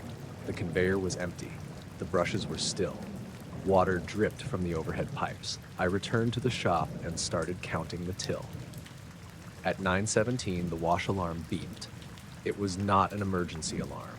It was the small tone that sounded whenever the entrance sensor detected a vehicle. I looked at the camera monitor under the counter. The entrance lane was empty. The barrier was still across it, and the gate behind it was closed. I assumed a plastic bag had blown through the sensor. That happened sometimes with the forecourt motion detectors, although I had never known it to trigger the wash. The screen changed from standby to vehicle detected. Then the conveyor started. I pressed the stop button on the control panel. Nothing happened. The entrance light changed from red to green. The first overhead spray turned on. Water poured into an empty section of the bay. I picked up the phone and called my supervisor, Pete Lawson. He lived about 15 minutes away and usually told us to reset everything at the breaker if the system acted up. Before he answered, The side brushes began to move. They swung inward and pressed against something I could not see. Normally, without a car between them, the brushes hung apart with a gap of about 2 meters. Now they bent around an empty space, one on each side, as if they were rubbing against the doors of a large vehicle. The space looked about the size of a van. Water struck it and changed direction. That was what made me put the phone down. The spray did not pass straight through. It broke around a shape. I could see water running over something that was not visible. It traced a high roof, a flat side, and what looked like the outline of a bonnet. The water fell away in sheets about half a meter above the floor. For a few seconds, I thought there really was a vehicle inside and the camera was failing to show it. And I left the shop and walked toward the bay. The wash was loud outside. Pumps thudded inside the equipment room, and the brushes made that heavy slapping sound they made against bodywork. The entrance gate was still locked. I checked the padlock. It had not been cut or opened. The red barrier stood across the lane. Beyond it, the conveyor moved through the empty bay. I stood about 10 meters away and watched the water outline the shape again. It was taller than a normal car. The roofline seemed level, like a panel van. The front was short. I could not see windows, wheels, or any solid surface, just the way the spray moved around it. The brushes pressed against the sides, their bristles flattened. The whole assembly shook under the strain. I called Pete again. This time he answered. I told him the wash had started by itself. Hit the emergency stop, he said. I did. Use the one in the bay. There's something in there. What do you mean? The brushes are going around something. He paused. A car? I can't see a car. Pete told me not to enter the bay and said he was coming over. While I waited, I went back into the shop and checked the cameras. There were 4 views of the wash: entrance, interior, exit, and the equipment room door. All of them showed an empty bay. On the interior camera, the brushes moved inward and scraped through open air. The water fell normally, straight to the floor. That was not what I could see through the front window. From the shop, looking directly across the forecourt, the water still broke over a solid shape. On the monitor, there was nothing there. I recorded the screen with my phone. The main top brush lowered. It stopped above the invisible roof. The motor kept turning, but the frame would not move any lower. The brush rolled over the top of the empty space, spraying dirty water behind it. A dark liquid began running onto the floor. It was not mud. It was thin and gray, like water mixed with ash. The conveyor carried the shape forward. I could follow it by the movement of the brushes. The space reached the wheel cleaning section. The small rotating jets near the floor turned inward. They sprayed against 4 points. The water bounced off at the height where tires should have been. I heard a faint tapping against the shop windows. At first I thought it was the rain. Then I realized it had a steady rhythm. 3 taps. A pause. 3 more. The taps came from the side window facing the wash exit. I turned off the shop lights so I could see outside better. The exit lane looked empty. The tapping stopped. The wash continued. At 9:21, the system displayed a vehicle height warning. That only happened when something exceeded the safe limit under the top brush. The warning showed 2.74 meters. Our maximum was 2.6. The machine should have stopped automatically. Instead, the top brush frame lifted by itself. The invisible shape moved under it. The dryer fans came on. The air hit something broad and split around it. Rain blew outward from the exit in 2 strong streams. The plastic strips hanging at the end of the bay lifted and folded over an unseen front edge. One strip remained stuck high in the air for several seconds, resting against nothing. Then the conveyor stopped. The screen showed wash complete. The exit light turned green. Nothing came out. I watched the empty lane for nearly a minute. Water ran from the bay and crossed the concrete in thin channels. Then wet marks appeared on the ground. There were 2 dark tracks, about the width of tires, beginning at the exit. They moved forward slowly. I did not see them being made. The wet lines just extended along the lane, a little at a time, as if a vehicle were rolling out but leaving only its tracks behind. The marks continued for about 12 meters. Then they stopped in the middle of the exit lane. There was no turn, no fading. Both tracks ended at the same point. The concrete beyond them was dry, except for rain spots. I stayed inside until Pete arrived. He pulled up in his pickup at 9:34 and parked beside the shop. By then, the wash had gone back to standby. The brushes hung in their normal positions. Water dripped from them. I showed Pete the tracks before I told him anything else. He crouched and touched one. The marks were wet but had no tread pattern. They looked almost like two smooth rollers had passed over the concrete. He followed them to where they ended. "What was parked here?" he asked. "Nothing. There must have been something. The gate was locked." I showed him the padlock. He checked the barrier, then walked through the Bay A from the exit side. The floor was covered in gray water. There were no broken parts and no sign that a vehicle had passed through. Pete reset the system at the breaker. When it came back on, the transaction log showed one completed wash at 9/17. The payment type was listed as staff override. I had not used my staff code. The operator field showed 4 zeros. There was no code like that in the system. Pete checked the cameras. He watched the brushes moving around empty air and said it was probably a sensor problem combined with a camera delay. I asked how a delay could make water flow around something. He did not answer. We closed the wash completely and switched off its main power. Pete put a yellow chain across the exit and left after 10. I stayed another 15 minutes to finish the till. At 10:08, the wash entrance sensor beeped again. The control panel was dark. The main breaker was off. The beep came from the ceiling speaker above the counter. One short tone, then another. I looked at the camera monitor. The entrance camera showed the locked gate. The interior camera showed darkness. The exit camera showed the wet tracks. On the screen, the tracks did not end in the middle of the lane anymore. They continued past the camera toward the road. I went outside and checked. In real life, they still stopped at the same point. When I returned, the monitor showed 2 new wet marks inside the shop. They began near the front door and crossed the floor toward the counter. I looked down, the tiles were dry. On the screen, the tracks reached the counter and stopped directly in front of me. The image flickered. A tall section of the shop behind the counter became blurred, as if the camera lens had lost focus around a person-sized shape. I stepped away. The blur moved with me. I turned toward the convex security mirror near the ceiling.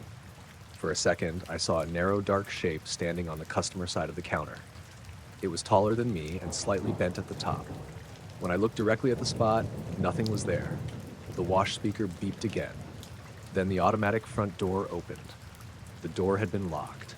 Cold air moved through the shop. The receipt rolls on the counter lifted slightly. I grabbed my coat, left through the staff door, and locked it behind me. I called Pete from my car.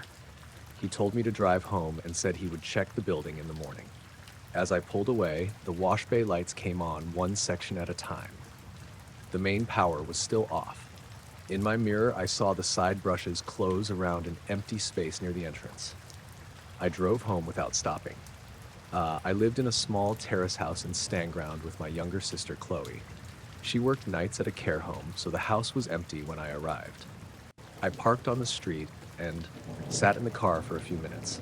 There were no strange lights and no marks behind me. Inside, I locked the doors, made tea, and tried to convince myself the whole thing had been caused by faulty equipment and bad camera images. At 11:03, my phone received a notification from the car wash system. Wash complete. I opened the app. The transaction time was 10:58.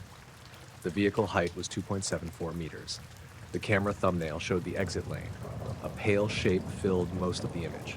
It was too close to the lens to make out, but it had a smooth curved edge and no reflection from the bay lights. Under the image, the system had recorded a number plate, unknown. I deleted the notification. Chloe came home just after midnight. I told her there had been an electrical fault at work. I did not mention the shape or the tracks. The next morning, Pete called before 7. He had opened the station with the manager, Allison Kerr. The wash was still switched off. The gate and chains were still locked. Inside the bay, every brush had been turned toward the same point in the center of the conveyor. The bristles were pressed inward, as though something were still parked between them. There was no water on the floor. The 2 wet tracks outside had dried. At the point where they ended, the concrete had changed color. 2 dark oval marks remained, each about the size of a van tire, but perfectly smooth. Allison called an engineer. I went in at 9 and stayed in the shop while he inspected the system. His name was Ben Rourke. He checked the sensors, motors, cameras, control board, and emergency stops. He found one unusual entry in the diagnostics. At 9:17, the entrance sensor had recorded a vehicle length of 5.8 meters. The weight sensor under the conveyor had recorded 0 kilograms. At 10:58, while the power was disconnected, the system had logged the same dimensions again. Ben said that was impossible because the control board could not record anything without power. He replaced the entrance sensor and recommended changing the main board. The wash remained closed for 2 days. On Friday morning, Allison reopened it. Nothing unusual happened until just before closing. At 8:54, a white transit van entered normally. The driver paid by card and followed the lights onto the conveyor. Halfway through the cycle, the top brush stopped. The van driver sounded his horn. I watched from the counter as the side brushes pulled away from his vehicle and pressed against an empty space behind it. The water split around a second shape. The driver's van moved forward. The unseen space followed at exactly the same speed. The exit camera showed only the real van. Through the shop window, I could see both sets of water movement. The driver finished the wash and pulled out. He parked near the air pump and came inside. He asked why we had put another vehicle on the conveyor so close behind him. I asked what vehicle he had seen. "I didn't see it," he said. "I felt it." He said something had bumped the rear of his van twice, gently but firmly. We checked his bumper. There were no dents. There were 2 wet circular marks on the back doors, just below the windows. They were perfectly level and about 20 centimeters apart. The man wiped them away with his sleeve. He left without asking for a refund. Allison closed the wash again. That night, she had concrete barriers placed across both lanes. The main breaker was removed instead of just switched off. We also unplugged the cameras and control computer. At 3:16 the next morning, the station alarm company received a motion alert from the wash bay. The alarm log showed movement progressing from the entrance to the exit over 4 minutes. None of the cameras were operating. When Allison arrived, the concrete barriers had not moved. The wash floor was wet. The brushes faced inward. 2 smooth tracks began beyond the exit and stopped near the middle of the lane. The dark oval marks in the concrete were gone. A new pair had appeared farther forward. After that, the company closed the wash for nearly a month. They removed the entire conveyor, replaced the floor sensors, rewired the bay, and installed new cameras. Workers found no underground pipe leaks, electrical faults, or structural problems. I transferred to the morning shift at another station near Yaxley. Before I left, Pete showed me one final image from the old system. It had been recovered from the control board after everything else was removed. The picture was dated 3:03 on the Tuesday morning before the first empty wash. It showed the bay from the entrance. The brushes were open. The conveyor was empty. At the far end, just beyond the exit strips, 2 wet tracks entered the building from outside. They stopped in the center of the wash. The rebuilt bay reopened in December. I drove past it several times, but never used it. One evening, Pete called and said the new system had completed a cycle after closing. The sensors recorded no weight, no payment, and no number plate. The cameras showed only an empty bay. I asked whether the wet tracks had returned. He said no. The concrete had stayed dry. The next morning, on my way to work, I found 2 smooth wet lines behind my car. They began at the curb, ran along the road, and stopped at my rear tires. There were no tracks in front of the car. I moved house 2 weeks later and changed jobs. Nothing appeared at the new place. Months passed without any alerts, calls, or marks outside. Then Pete sent me a photograph from the old station. The car wash had been demolished after the company sold the site. Only a bare concrete slab remained. In the center of it were 2 dark oval stains. A row of fresh wet tracks led away from them, crossed the empty forecourt, and stopped at the locked entrance gate.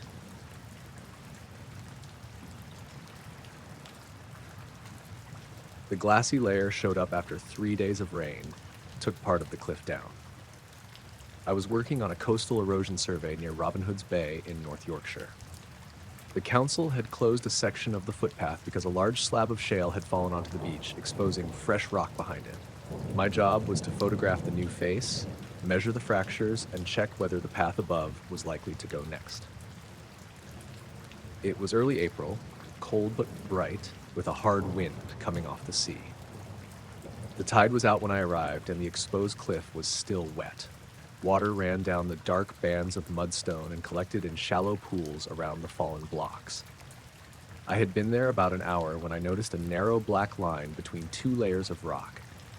At first, I thought it was water sitting in a crack. It ran almost level across the cliff, about chest height, and was no thicker than a coin. The rock above it was pale sandstone. Below it was dark shale filled with small shell fragments. The line looked wrong because it was too smooth. Natural boundaries were rarely perfect. Even when one type of rock changed into another, the contact usually dipped, broke, or had little irregularities. This one looked like somebody had drawn it with a ruler. I scraped the mud away with the edge of my trowel. Something shiny appeared underneath. It was black, but not the dull black of shale. Its surface looked like smoked glass. I could see the sky reflected in it, clear enough to make out clouds moving over my shoulder.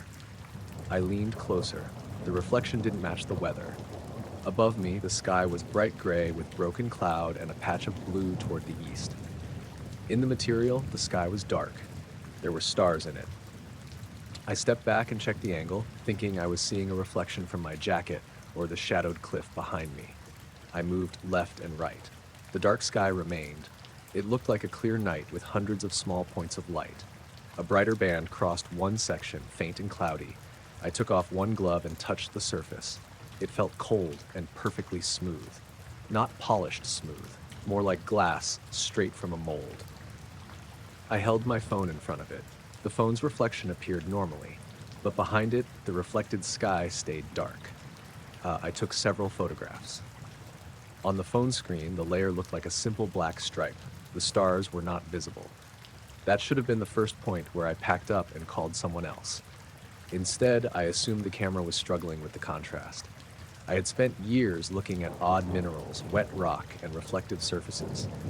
Plenty of ordinary things looked strange until you found the right angle. I cleaned a wider section. The layer continued in both directions and remained the same thickness.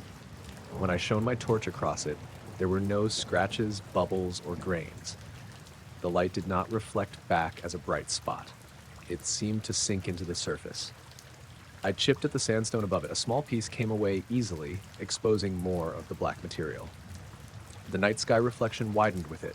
Something moved across the reflected stars. It was a small dark shape, long and narrow, moving from right to left. It passed slowly, then stopped near the center. I turned around and looked up. There was nothing in the daytime sky except gulls over the water. When I looked back, the dark shape was still there. It seemed slightly larger. I told myself it was dirt on the surface. I wiped the material with my glove. The shape did not move. A few seconds later, it drifted out of sight. The wind picked up and loose shale started clicking down the cliff. I decided I had done enough for one morning. I marked the location with orange paint on the sandstone beside the layer and carried my equipment back along the beach. Before I left, I looked at the surface one more time. The reflected stars had changed position. I knew that sounded like the sort of detail a person convinced themselves of later, but I had taken astronomy courses as part of my degree. The bright band had been angled downward from left to right when I first uncovered it. Now it was almost horizontal. I reached the village around noon and called my supervisor, Helen Brooks. I described the layer as possible volcanic glass or an unusual mineral seam. I left out the part about the night sky. Helen asked whether it could be jet. Jet occurred in the area and could be smooth and black, but this was too thin and too continuous.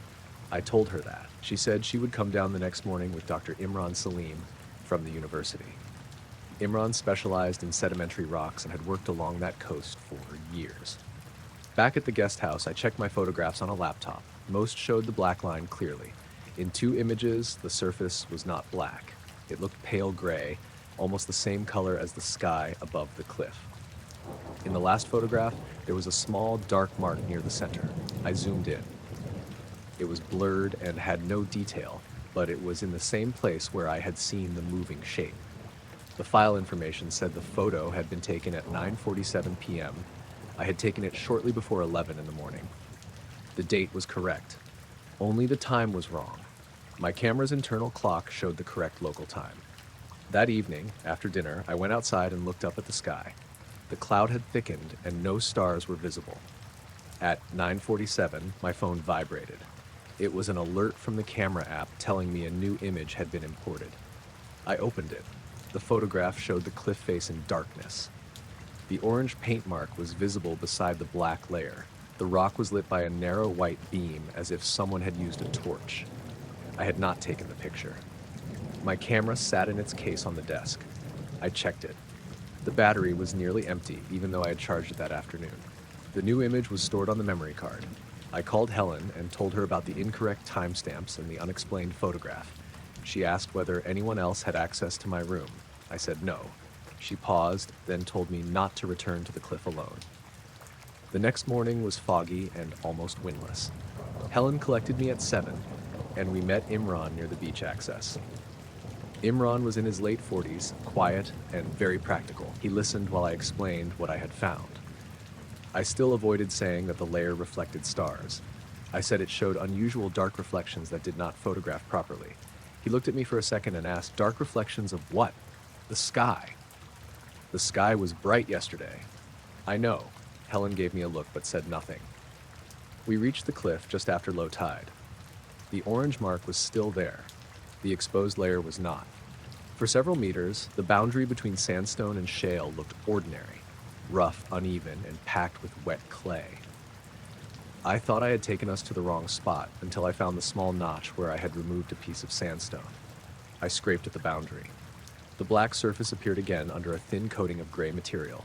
It had covered itself overnight. The gray film came away like dried mud, though the cliff was wet. Underneath, the surface reflected the dark sky exactly as before. Helen crouched beside it. She stared for several seconds. "It's showing stars," she said. Imran did not answer. He moved his head from side to side, checking the reflection. Then he took a hand lens from his pocket and held it close to the layer. "What can you see?" I asked. "Nothing." "Nothing in the material?" "No, I mean nothing reflected except the sky." Helen held her hand in front of the layer. Her hand appeared in the surface. Behind it, the stars remained. Imran took a small steel pick and tapped the edge. The sound was not sharp like glass. It was low and soft, almost like tapping thick rubber. He tried again. A faint vibration came through the cliff. I felt it under my fingers. It lasted less than a second. Helen said, "Did you feel that?" Imran nodded. He chipped away more sandstone, exposing a section about half a meter long. The layer stayed completely flat. As the opening widened, more of the reflected sky became visible. The stars did not form a normal, wide view. It looked like we were seeing one fixed section, as though the surface were a window facing in a single direction. There was a bright group of 7 stars near the left side. Imran took a photograph and checked the screen. The layer appeared blank and gray. While he adjusted the camera, something crossed the reflection. This time, all 3 of us saw it. The shape was far away at first, just a narrow absence among the stars. It moved toward the center and became wider. Helen whispered, "Is that a cloud?" The reflected sky was otherwise perfectly clear. The shape stopped. A small point of pale light appeared beneath it. Then another point appeared beside the first. They were too evenly spaced to be stars. Imran placed his palm over the exposed material. The reflection vanished under his hand. The vibration came again, stronger. Tiny stones moved on the ledge below us. Imran pulled his hand away. The 2 pale points were gone. He stood and said we needed a sample. We cleared a section about the size of a postcard.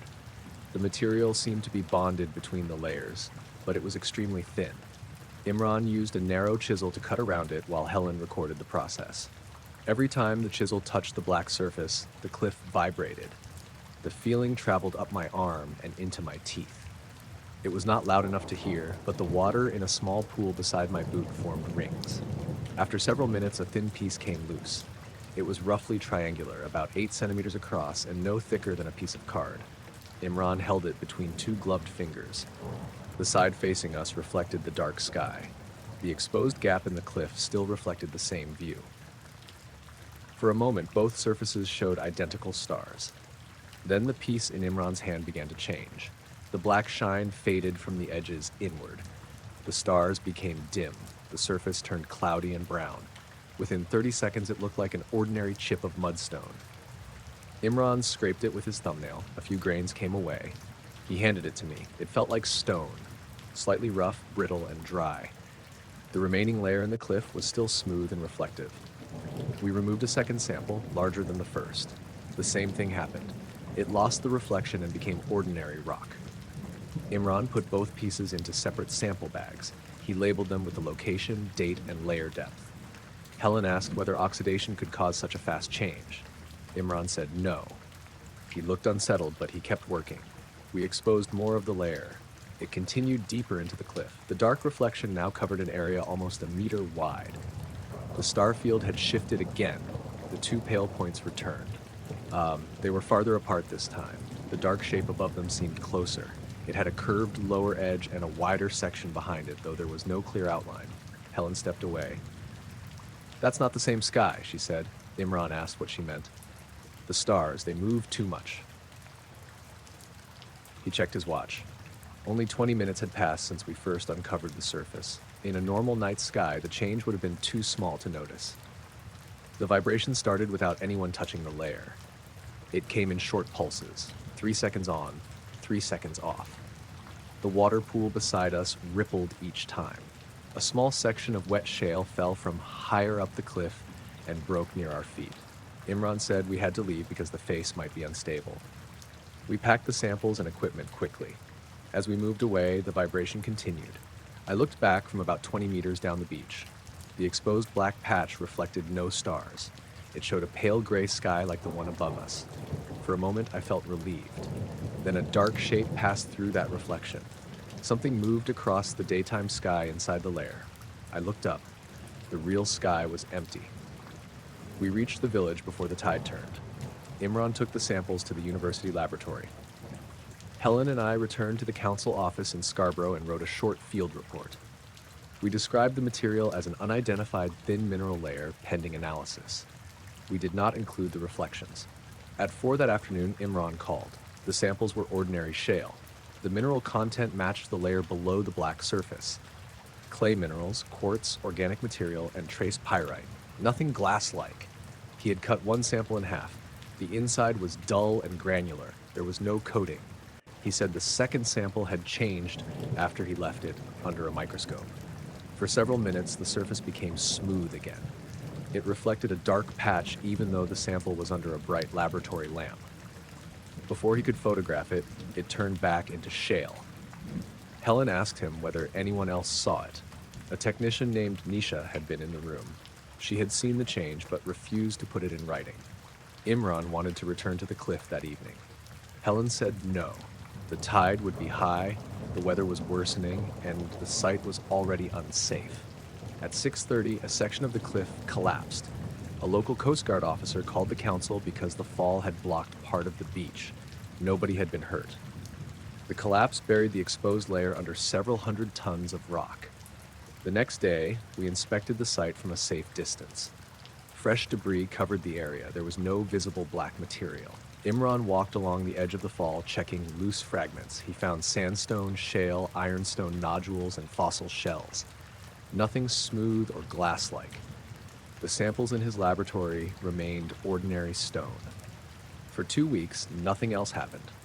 Then I started waking at the same time each night. 2:16 a.m. There was no sound or light that woke me. I simply opened my eyes and knew the time before checking the clock. On the 4th night, I noticed a faint reflection on the bedroom wall.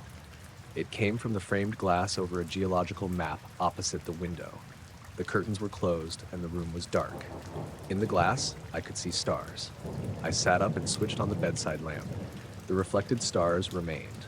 My own reflection appeared in front of them. Behind my shoulder, a small dark shape crossed the glass. I turned around. There was nothing in the room. When I looked back, the shape had stopped near the center of the map. 2 pale points appeared beneath it. I covered the frame with a blanket. A faint vibration passed through the wall. The radiator pipes rattled.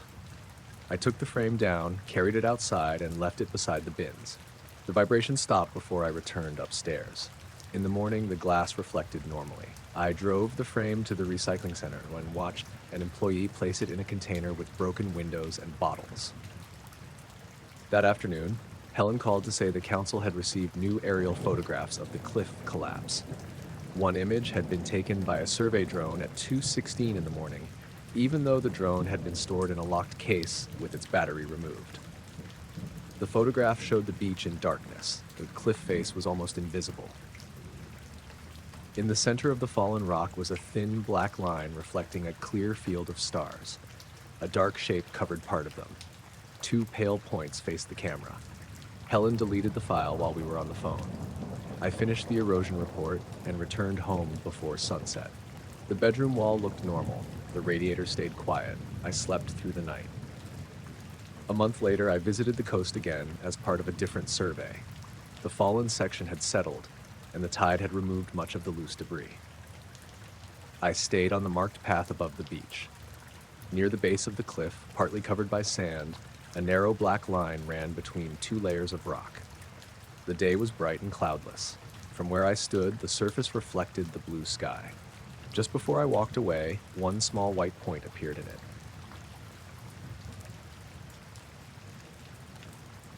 The first circle appeared on the monitor at 6:12 in the morning, just as we were lowering the camera through the last 100 meters of water. I was sitting in the control room of the Ardent, a research vessel operating west of the Faroe Islands. We were there to survey a section of deep seabed before a company installed monitoring equipment near an old undersea cable room. My job was to manage the camera sled and record anything unusual in the sediment. It was late September, and the weather at the surface had been rough since midnight. The ship rolled enough to make the coffee slide in its cup, but nearly a kilometer below us, the water looked calm. The camera showed a flat gray bottom covered in fine sediment. There were small trails from worms, a few pale starfish, and bits of shell, nothing unusual. Then we passed over a round mark. It looked like someone had pressed the rim of a glass into wet sand. The circle was about 30 centimeters across. The edge was neat, and the middle was undisturbed. I marked the time and asked Tomas, our winch operator, to slow the descent. A few seconds later, another circle came into view. Then 5 more. Dr. Lena Worth, the marine geologist in charge of the survey, came over and stood behind my chair. "What made those?" I asked. She leaned closer to the screen. "Could be feeding marks." "From what?" "Something in the sediment." The camera kept moving down and forward. The circles spread across the seabed in every direction. There were hundreds of them. They were all the same size. Not roughly the same. They looked identical. Each one had the same clean outer edge, the same shallow depth, and the same tiny ridge of displaced sediment around it. They were arranged without any pattern I could see, but none of them overlapped. Our sonar technician, Ewan McLeod, pulled the previous scan onto his monitor. "There was nothing on the multibeam," he said. Lena shrugged. "Too small." Ewan zoomed in. "Maybe, but the bottom should look rougher." The Ardent rolled hard to starboard. A pen dropped from the desk and rolled under my seat. Tomas called from the winch station and said the cable tension had changed. "How much?" I asked. "Dropped by 40 kilos, then came back." "Ship movement?" "Could be." I looked at the depth reading, 874 meters. The camera sled hung about 6 meters above the bottom. I switched on the second light bank to improve the image. The circles went on beyond the range of the lamps. Lena asked me to lower the sled to 3 meters. As we descended, the nearest impressions became clearer. They were too regular for feeding marks. Each circle had a thin groove running around the inside edge. In the center was a small raised point, no wider than my little finger. It looked like the sediment had been pushed down by something with a hollow base. I recorded a slow sweep from left to right. That was when one of the circles disappeared. It happened near the lower edge of the screen. One moment it was there. Then the loose sediment shifted inward and flattened over it. There was no visible animal, no cloud of disturbed mud. The impression simply filled itself. I thought the movement of the sled had caused it. "Hold position," I said. Tomas stopped the winch. The camera hung steady. A second circle disappeared. This one was farther away, near the right side of the image. Its edge softened, the center dropped, and within about 2 seconds the seabed was flat. Ewan stood up. Did you touch bottom? No. Thrusters? The ship's holding position. A third circle faded, then a fourth. They were disappearing one by one, starting with the impressions closest to the camera. Lena told me to record everything and not move the sled. The room had gone quiet except for the equipment fans and the creak of the ship. I watched another circle close over. The sediment didn't blow across it from one side. The whole mark seemed to loosen at once, as though something beneath it had let go. Tomas called again. Cable's moving. I checked the angle display. The sled had started drifting north even though the ship was holding above it. How far? Maybe half a meter. Could be current. The current meter showed almost nothing. The circles continued disappearing, one at a time. The nearest first, then the ones farther out. It looked like a line moving away from us. I switched the camera to higher sensitivity. The image became grainier, but I could see more of the dark water above the seabed. Something small crossed the lights. It looked like a thread or a piece of weed, except there shouldn't have been floating weed at that depth. It moved upward instead of sideways. Then another one passed. This one was thicker and pale. It curled once and vanished above the frame. Lena asked if the camera had caught any fish. I checked the previous 10 minutes. Nothing. The water around the sled had been empty. Ewan pointed at his sonar screen. I've got a return beneath us. The Ardent's downward sonar showed a weak patch between the camera and the seabed. It was broad but unclear, almost lost in the interference from the cable. What depth? Lena asked. About 20 meters above the bottom. Could it be the sled? The sled's 6 meters above. The patch faded. A moment later, the cable tension dropped again. This time the camera image tilted. The left side of the seabed lifted in the frame, then slowly leveled out. Tomas said something had pushed the cable from below. He didn't say it casually. Tomas had worked on survey vessels for nearly 20 years. He usually blamed every strange reading on bad weather, poor calibration, or somebody else's wiring. Lena asked him to raise the sled 2 meters. The winch started. The circles beneath us kept disappearing. I counted 14 in less than a minute. The change was spreading faster now. Farther out, impressions vanished even though the camera was moving away from them. Ewan started recording the sonar separately. The return appeared again, this time directly above the camera. It was large enough to block part of the water column. How large? I asked. Can't tell. It's too close to the cable. Fish school? There's no scatter. The sonar patch had a clean lower edge. Then every circle on the monitor vanished at the same time. The seabed became flat. A thin cloud of sediment rose from it, not like mud kicked up by current, but like dust lifting from a floor. The camera lights dimmed. I checked the voltage. Power was stable. The image darkened again. At first, I thought one of the light banks had failed. Then I realized the seabed was still lit from the sides. The light was being blocked from above. A shadow moved across the bottom. It covered the whole screen. The shape had no clear edge. It was simply darker in the center, with a wide curved boundary moving slowly over the sediment. I looked at the depth. The camera was rising. Whatever blocked the light was between the sled and the ship. Ewan said the sonar had gone blank. Not empty. Blank. The water column display showed a solid band of interference from the surface down to the bottom. Tomas stopped the winch. Cable tension's at 0, he said. That made no sense. The sled weighed almost 400 kilos in air and more than 200 in water. Even if it had landed on the bottom, there should have been some load. Are we caught? Lena asked. No. It's like the cable's hanging loose. The camera remained 3 meters above the seabed. The shadow stopped moving. For about 10 seconds, nothing changed. Then we heard a sound through the hydrophone. We had a microphone mounted on the sled to record equipment noise and marine activity. Normally it picked up low ship vibration, cable hum, and the occasional distant clicking from animals. The sound was a steady series of soft knocks. Not loud. 3 knocks, a pause, then 3 more. They seemed close to the camera. Tomas asked if the cable was hitting the frame. I switched to the sled's side camera. The cable rose straight upward into black water. It was not moving. 3 knocks came again. On the main screen, the sediment beneath us shifted. A narrow line opened across the seabed. It started at the bottom of the frame and continued beyond the lights. The line was only a few centimeters wide, but it was perfectly straight. Lena told me to zoom in. I did. The line widened slightly. The sediment on either side sank by a few millimeters. Something pale appeared inside the gap. It was smooth and curved. I couldn't tell whether it was rock, shell, bone, or part of an animal. There wasn't enough of it exposed. The knocking stopped. The shadow above us moved. For less than a second, something passed in front of the upper camera. It was close enough to blur. I saw a dark surface with several lighter patches across it. The patches looked round, but the image broke apart before I could count them. The camera spun sideways, the live feed filled with sediment. Tomas shouted that the tension had jumped to nearly twice the normal load. "Bring it up," Lena said. He started the winch. The motor strained. The camera image shook as the sled dragged through the sediment. The lights flashed over the bottom, and for a moment I saw the circles again.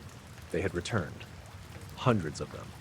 They covered the seabed exactly as before, except now each impression had a dark center. The sled lifted. The circles moved beneath us. I don't mean they appeared to move because of the camera angle. The impressions were sliding over the sediment, keeping their distance from one another as they traveled in the same direction. They were following the camera. I leaned closer to the screen and watched one pass over a small stone.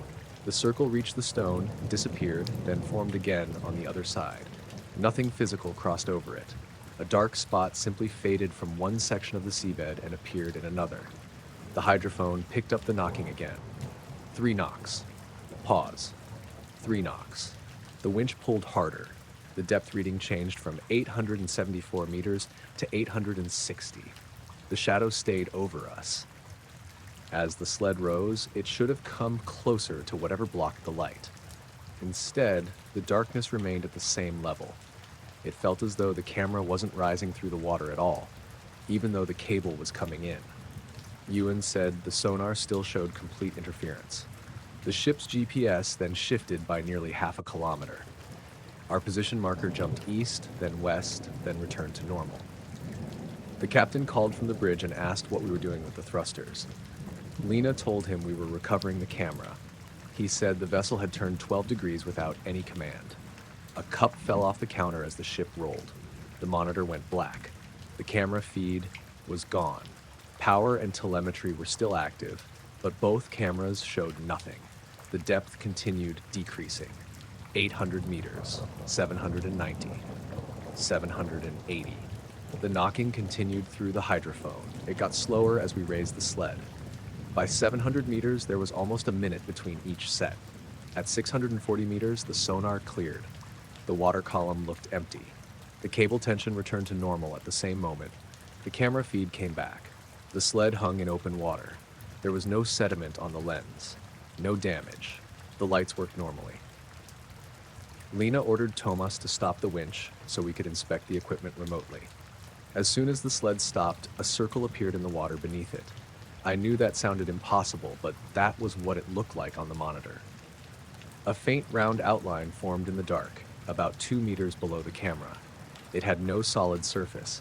It was just a slight change in the water, like the edge of a bubble viewed from above. Another circle appeared beside it, then another. Ewan told Tomas to keep pulling. We raised the sled without stopping after that. At 300 meters, the hydrophone picked up one last set of knocks. 3, pause, then 2. The final knock never came. We recovered the camera shortly before 8. The weather had got worse. Rain crossed the deck sideways and the stern rose and dropped in the swell. Tomas and 2 deckhands secured the sled while I watched from the control room. There were shallow circular marks across the metal frame. They were all about 30 centimeters wide. Some crossed over welded joints and cables without damaging them. They looked like patches where the paint had been pressed flat. Lena took samples from the frame. The lab found nothing unusual. No residue, no biological material, and no change in the paint, apart from the difference in texture. We stayed in the area for another day, but didn't lower the camera again. Ewan ran several sonar passes over the same coordinates. The seabed was flat. There were no circles and no straight gap in the sediment. When we reviewed the video, most of it matched what we had seen live. The impressions appeared. They disappeared. The light was blocked. The feed spun. But the dark shape that had crossed the upper camera was missing. At that exact point, the recorded file contained 23 black frames. The audio was there. 3 knocks, a pause. Then my own voice, very faint, saying, "Don't bring it closer." I had no memory of saying that. Nobody in the room remembered hearing it. The survey ended 2 days later, and the Ardent returned to Aberdeen. I took the train home to Newcastle that evening. I reached my flat after 10, left my bag in the hall, and stood under the shower until the feeling of the ship moving finally stopped. Before bed, I checked the videos on my phone. I had taken a few clips of the weather and one short recording inside the control room before the dive. The control room clip was only 8 seconds long. It showed the monitors, Ewan at his station, and Lena drinking coffee behind me. On the main screen, the camera was still descending through open water. There was nothing unusual in the image. Just before the clip ended, a shadow moved over the monitor, not inside the camera feed. Across the glass itself, as though something had passed behind me while I filmed. I turned up the sound. There were 3 quiet knocks. I checked the timestamp. The video had been recorded at 5:47 that morning, 25 minutes before we saw the first circle. I deleted it, turned off the phone, and went to bed. The next morning, there was a clean circular mark on the inside of my bedroom window about 30 centimeters across. I wiped it away with a damp cloth. It didn't come back.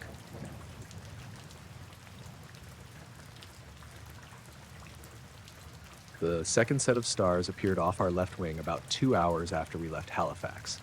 I was flying cargo to Shannon in a Boeing 767. It was a routine overnight crossing, and the weather had been better than expected. We had climbed through a layer of broken cloud after departure and leveled at 35,000 feet. Above us, the sky was clear. Below us, cloud covered most of the Atlantic. My first officer was a guy named Daniel Price. He was 34, calm, careful, and not the type to get excited over lights outside an aircraft. We had flown together several times. The first part of the flight was normal. We checked in with Oceanic Control, passed our position reports, and talked about nothing important. The autopilot held the aircraft steady, and the engines sounded the way they always did. At around 1:20 in the morning Atlantic time, Daniel went to the galley to get coffee. I was alone in the cockpit when I noticed what looked like Orion low off the left side. I didn't immediately think anything was wrong. I had always liked being able to see the stars clearly at altitude. There was almost no light pollution, and on a good night, the sky looked crowded. I looked forward again, checked the instruments, then looked back toward the side window. Orion was already visible higher up and farther ahead. I could see the 3 belt stars in their normal position. The pattern near the wing looked similar, but not exact. It had 7 bright points arranged in a shape that reminded me of the Big Dipper, except the handle bent the wrong way. I assumed it was a reflection in the window. Cockpit glass could produce strange duplicates, especially when the panel lights were turned up. I dimmed the displays and covered the nearest screen with my hand. The lights stayed where they were. I leaned closer to the window. They were not reflected on the glass. They looked far away with the same sharp focus as the real stars. Daniel came back carrying 2 paper cups. I pointed through the window and asked, "What constellation is that?" He set the coffee down and looked. "Which one?" "The low group, just above the wing." He stared for a few seconds. "I don't know. Does it look familiar? Maybe Cassiopeia? It has too many points." Daniel took out his phone, but there was no useful signal and the astronomy app did not work properly without location data. He compared the lights with a paper star chart from the flight bag. While he was doing that, I noticed the pattern had moved, not across the sky. It had rotated. The 7 points still held the same distances from one another, but the entire shape had turned slightly clockwise. I asked Daniel if he saw it. He watched for about 20 seconds.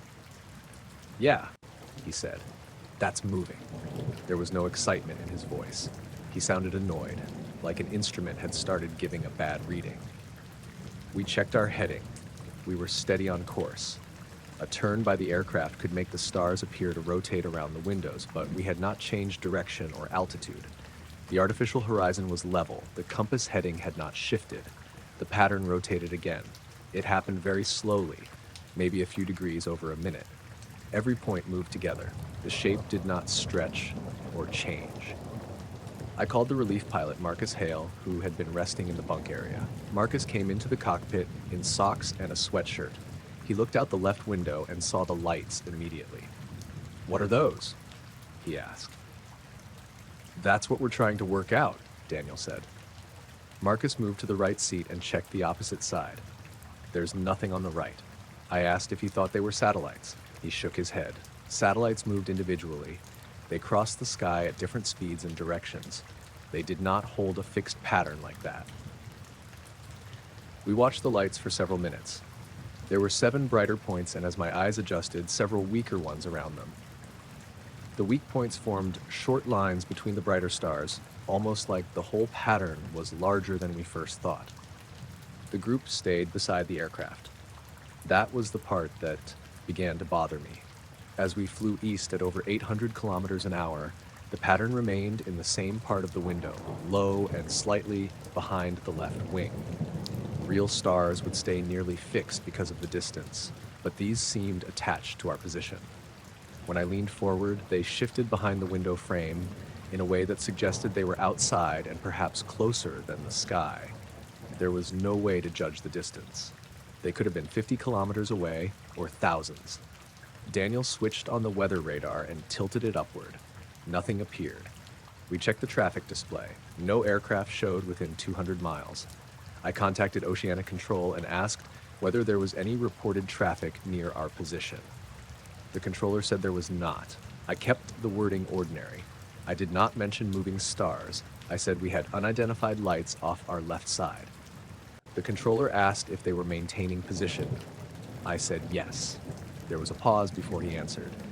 He told us another aircraft on a northern track had reported lights about 40 minutes earlier. I asked what kind. The controller said multiple white lights, no confirmed traffic. Then he changed the subject and gave us a frequency update. Marcus wrote down the time. The lights continued rotating. By 1:43, the shape had turned about 45 degrees. The stars themselves did not blink. Their brightness stayed perfectly steady, unlike aircraft lights. There was no red, green, or flashing white. Then one point dimmed. It was the lowest light in the pattern. It faded until I could barely see it, stayed dim for several seconds, then returned. When it came back, a low vibration passed through the cockpit floor. It was faint, but all 3 of us felt it. Daniel checked the engine instruments. Everything was normal. The vibration lasted maybe 5 seconds. A pen resting beside the throttle rolled slightly, then stopped. Marcus asked if we had hit turbulence. The air was smooth. The seatbelt sign was off, and the vertical speed indicator had not moved. The pattern rotated another few degrees. The lowest point dimmed again. The vibration returned at the same time. This time, the standby compass above the windshield trembled inside its housing. I called the cabin. Our loadmaster, Elise Warren, answered from the rear crew area. I asked if she had felt anything unusual. She said there had been a light vibration under the floor, but no movement in the cargo. I asked her to look through the left side window near the rear galley. She went quiet. "What do you see?" I asked. "Stars," she said. "Anything else?" "There's a group low on the left.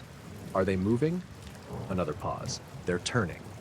That ruled out something local to the cockpit glass. Elise said the group looked lower from the back of the aircraft. She could see part of it beneath the wing. I asked her to take a photo. She tried with her phone. The image showed only darkness and the reflection of the galley light. Marcus got the aircraft camera from the emergency documentation kit. It was a basic digital camera used for recording damage on the ground. He pressed it against the cockpit glass and took several pictures. The lights did not appear in any of them. The real stars showed as faint points. The rotating group was absent. At 1:51, a second pattern appeared. It was farther behind us, near the edge of the side window. At first, I thought the original group had split, but both were visible at once. The new pattern had fewer bright points. It formed a narrow triangle with a line of 3 lights across the middle. It rotated in the opposite direction. The first group turned clockwise, the second turned counterclockwise. Both maintained their shapes. Daniel said, "That's not the sky." Nobody answered him. The cockpit suddenly felt too small. The instrument lights seemed brighter even though I had dimmed them earlier. I became aware of every sound, the fans, the airflow, the soft clicks from the autopilot panel. The two groups moved closer together, not quickly. Over 10 minutes, the distance between them decreased until the weaker stars around their edges almost touched. The aircraft was still stable. We changed altitude by 200 feet to see whether the lights shifted relative to us. Oceanic airspace rules did not allow much freedom, so I made the change gradually while coordinating with control. The patterns followed. They did not rise or fall in the window. I turned the aircraft 3 degrees right, held it, then returned to course. The real stars shifted as expected. The two patterns did not. They remained in the same place beside us. Marcus swore quietly. I reported that the unidentified lights were maintaining a constant bearing despite a heading change. The controller asked whether we considered them a safety hazard. I looked at Daniel. He said, "I don't know how close they are." I told control we could not determine range and requested a descent if lower airspace was available. The controller asked us to stand by. While we waited, the first pattern stopped rotating. The second stopped a few seconds later. Both groups held still. Then every light brightened at once. They did not flare or flash. They simply became clearer, as though something had removed a thin layer of cloud from in front of them. More points appeared between the main lights. There were dozens now. They formed a larger shape that I could not make sense of. The two constellations seemed to be parts of one pattern extending beyond the window. Daniel moved his seat back and leaned toward the center windshield. "I can see them ahead now," he said. A line of faint lights had appeared near the left side of the forward view. They curved over the horizon. Marcus checked the right window again. Nothing was visible there. All of it remained on our left. The vibration came back. This time it did not stop. It was barely strong enough to feel, but it stayed under our feet. The coffee in Daniel's cup formed small rings. One of the engine readings began to fluctuate. The left engine exhaust temperature moved up and down by 2 degrees. That was within normal limits, but the movement matched the vibration. Every time the temperature rose, the floor hummed a little more strongly. The right engine stayed steady. I considered shutting down non-essential electrical systems, but nothing suggested an electrical problem. The lights outside did not react to our landing lights or strobes. Elise called from the back. She said some of the cargo restraints were making noise. I asked if anything had shifted. "No," she said. "The straps are tight. They're just vibrating." Then she said there was a light above the left wing. I looked. One point in the pattern had become much brighter than the rest. It sat directly above the wingtip. It looked like a star, but it was too bright and too low. There was no glare around it. The point moved inward. Slowly, it crossed from above the wingtip toward the fuselage. It did not pass through the sky in a normal line. It moved a short distance, stopped, then moved again. Each movement matched a pulse in the floor. Marcus watched the traffic display. There was still no return. The bright point stopped over the left engine. The engine readings settled. The vibrations stopped. For several seconds, the aircraft was completely smooth. Then the cockpit clock jumped forward 4 minutes. I saw it change from 2:07 to 2:11. Daniel's watch showed 2:11. Mine did too. The flight management computer had advanced normally, but none of us remembered those minutes passing. We checked the recorded position. The aircraft had traveled the expected distance on autopilot. There had been no change in heading, altitude, or speed. Elise called and asked why nobody had answered her. I told her we had been speaking to control. She said she had called 3 times over the previous 4 minutes. The cockpit call log showed no missed calls. Oceanic Control came back and cleared us to descend to 29,000 feet because traffic below had moved ahead. I started the descent immediately. The bright point remained above the left engine. At 33,000 feet, thin cloud appeared below us. The main star patterns had begun rotating again, both in the same direction now. At 31,000, we entered the top of the cloud layer. It was not thick at first. Wisps moved past the wings, and the real stars were still visible overhead. The strange patterns faded where the cloud crossed them. That seemed normal until I realized the cloud was below us. Anything in the sky should have remained visible above the layer. Instead, the lights vanished as though they were underneath the cloud. The bright point above the engine stayed visible longest. It looked sharper through the mist, not softer. At 29,000 feet, we were fully inside cloud. The windows turned gray. Every strange light disappeared. The vibration did not return. We remained at that altitude for the next hour. Once we cleared the cloud, the normal stars were visible again. The second set did not come back. The rest of the flight was quiet. We landed in Shannon shortly after sunrise with no technical warnings and no damage. Maintenance inspected the left engine, electrical systems, windows, radar, and flight computers. They found nothing outside normal limits. The data recorder showed the 4-minute period clearly. All aircraft systems had operated without interruption. The cockpit voice recording contained our conversation up to 2207. Then there were 4 minutes of low background noise. No speech. At 2:11, the recording resumed with oceanic control clearing us to descend. The technicians said the recorder had not stopped. The audio track remained continuous.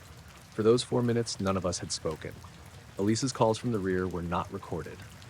Marcus checked the photographs again after landing. Most were black. One showed the wing, a few real stars, and a faint curved line made of tiny white points.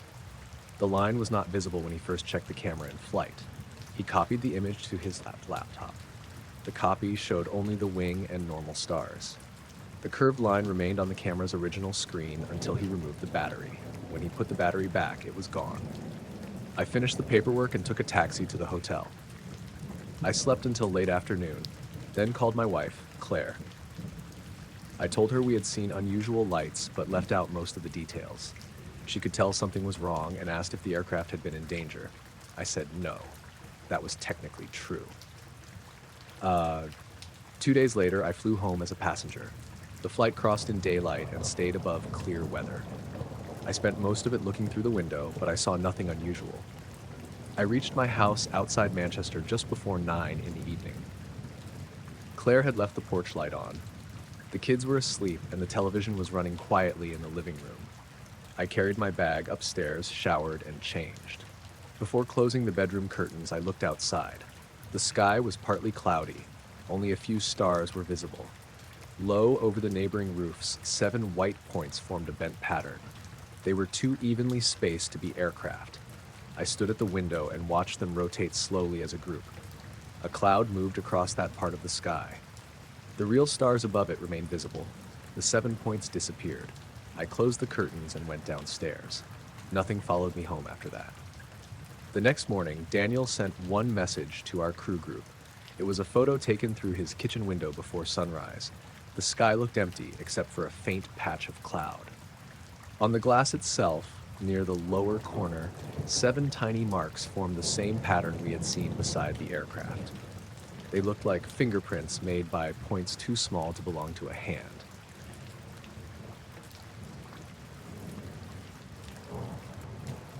I noticed the boxes had moved when I came in at 5:40 on a Monday morning. I worked the early shift at a warehouse outside Milton Keynes that stored electrical equipment for hospitals, schools, and local councils. Most of it was ordinary stuff like network switches, battery backups, smoke alarm panels, and boxed monitors. My job was mainly picking orders and checking deliveries before the day crew arrived.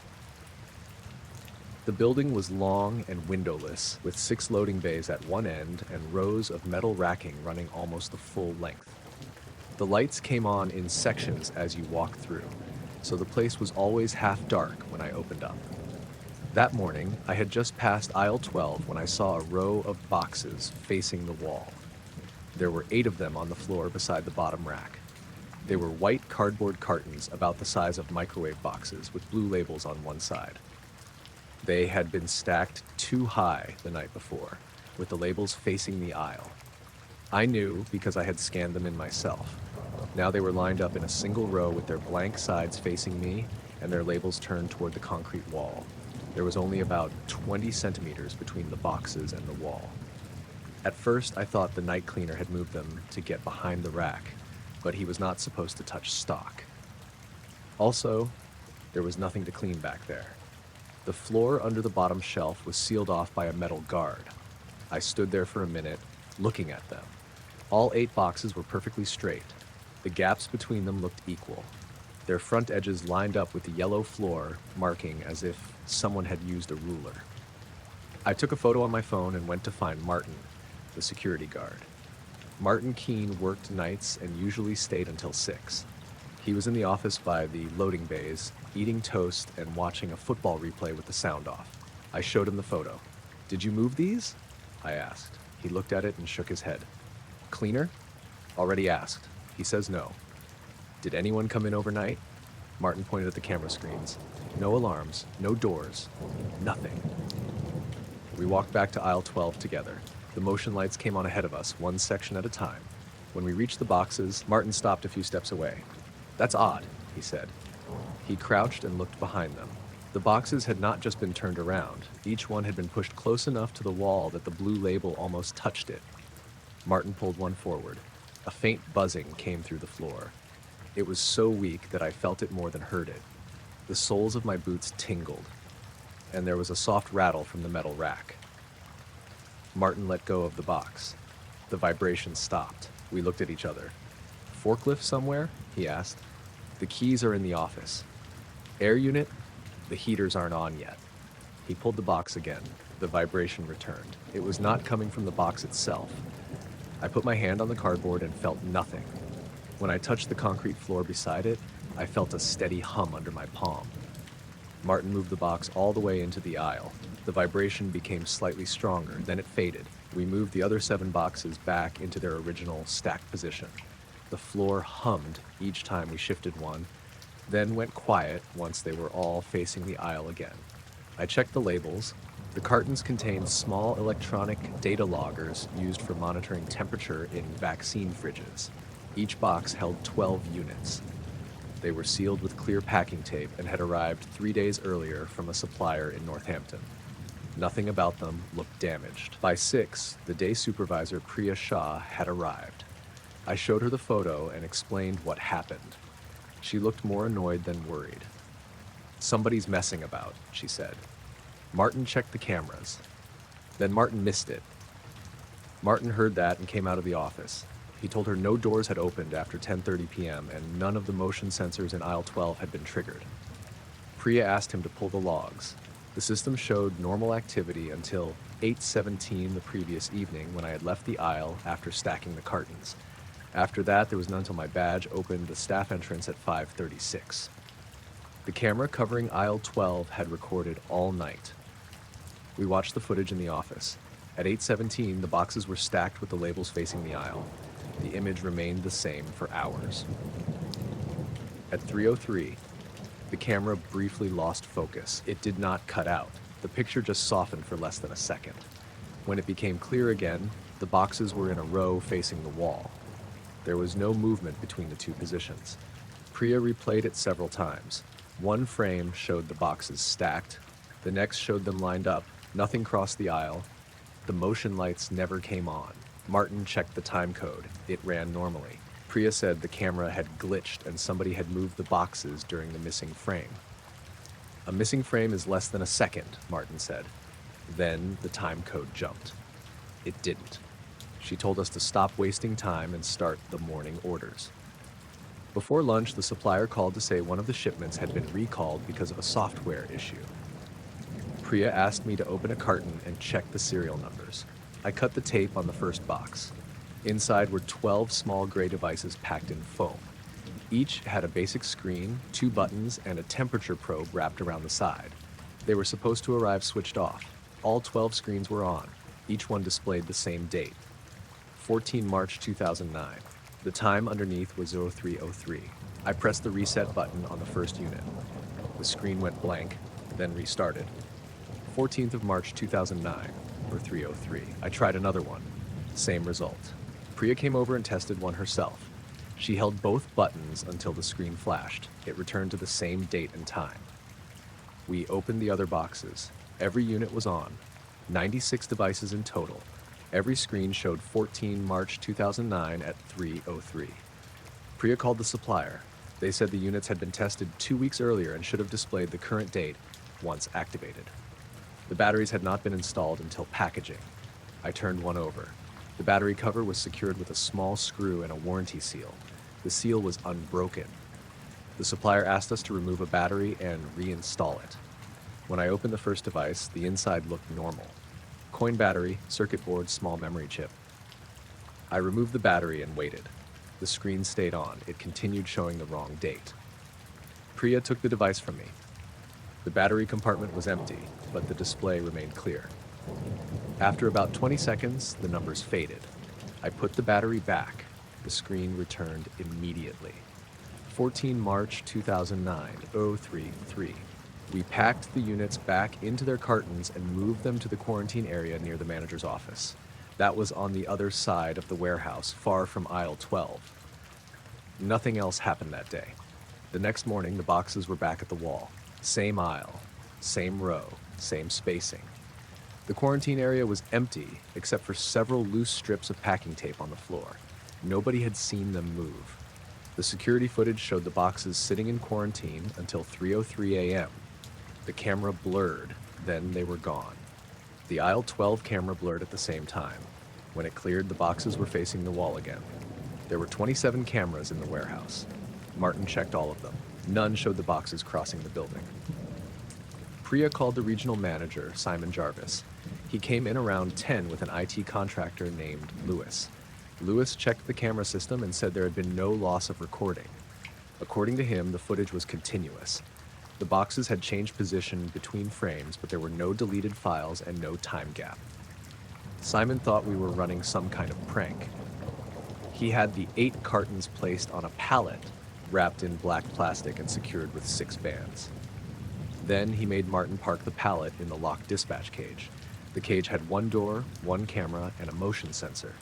Simon kept the key. At 2:50 the next morning, Martin called me at home. I answered because as I thought there had been a break-in. He spoke quietly. "The floor's doing that thing again." "What thing?" "The vibration."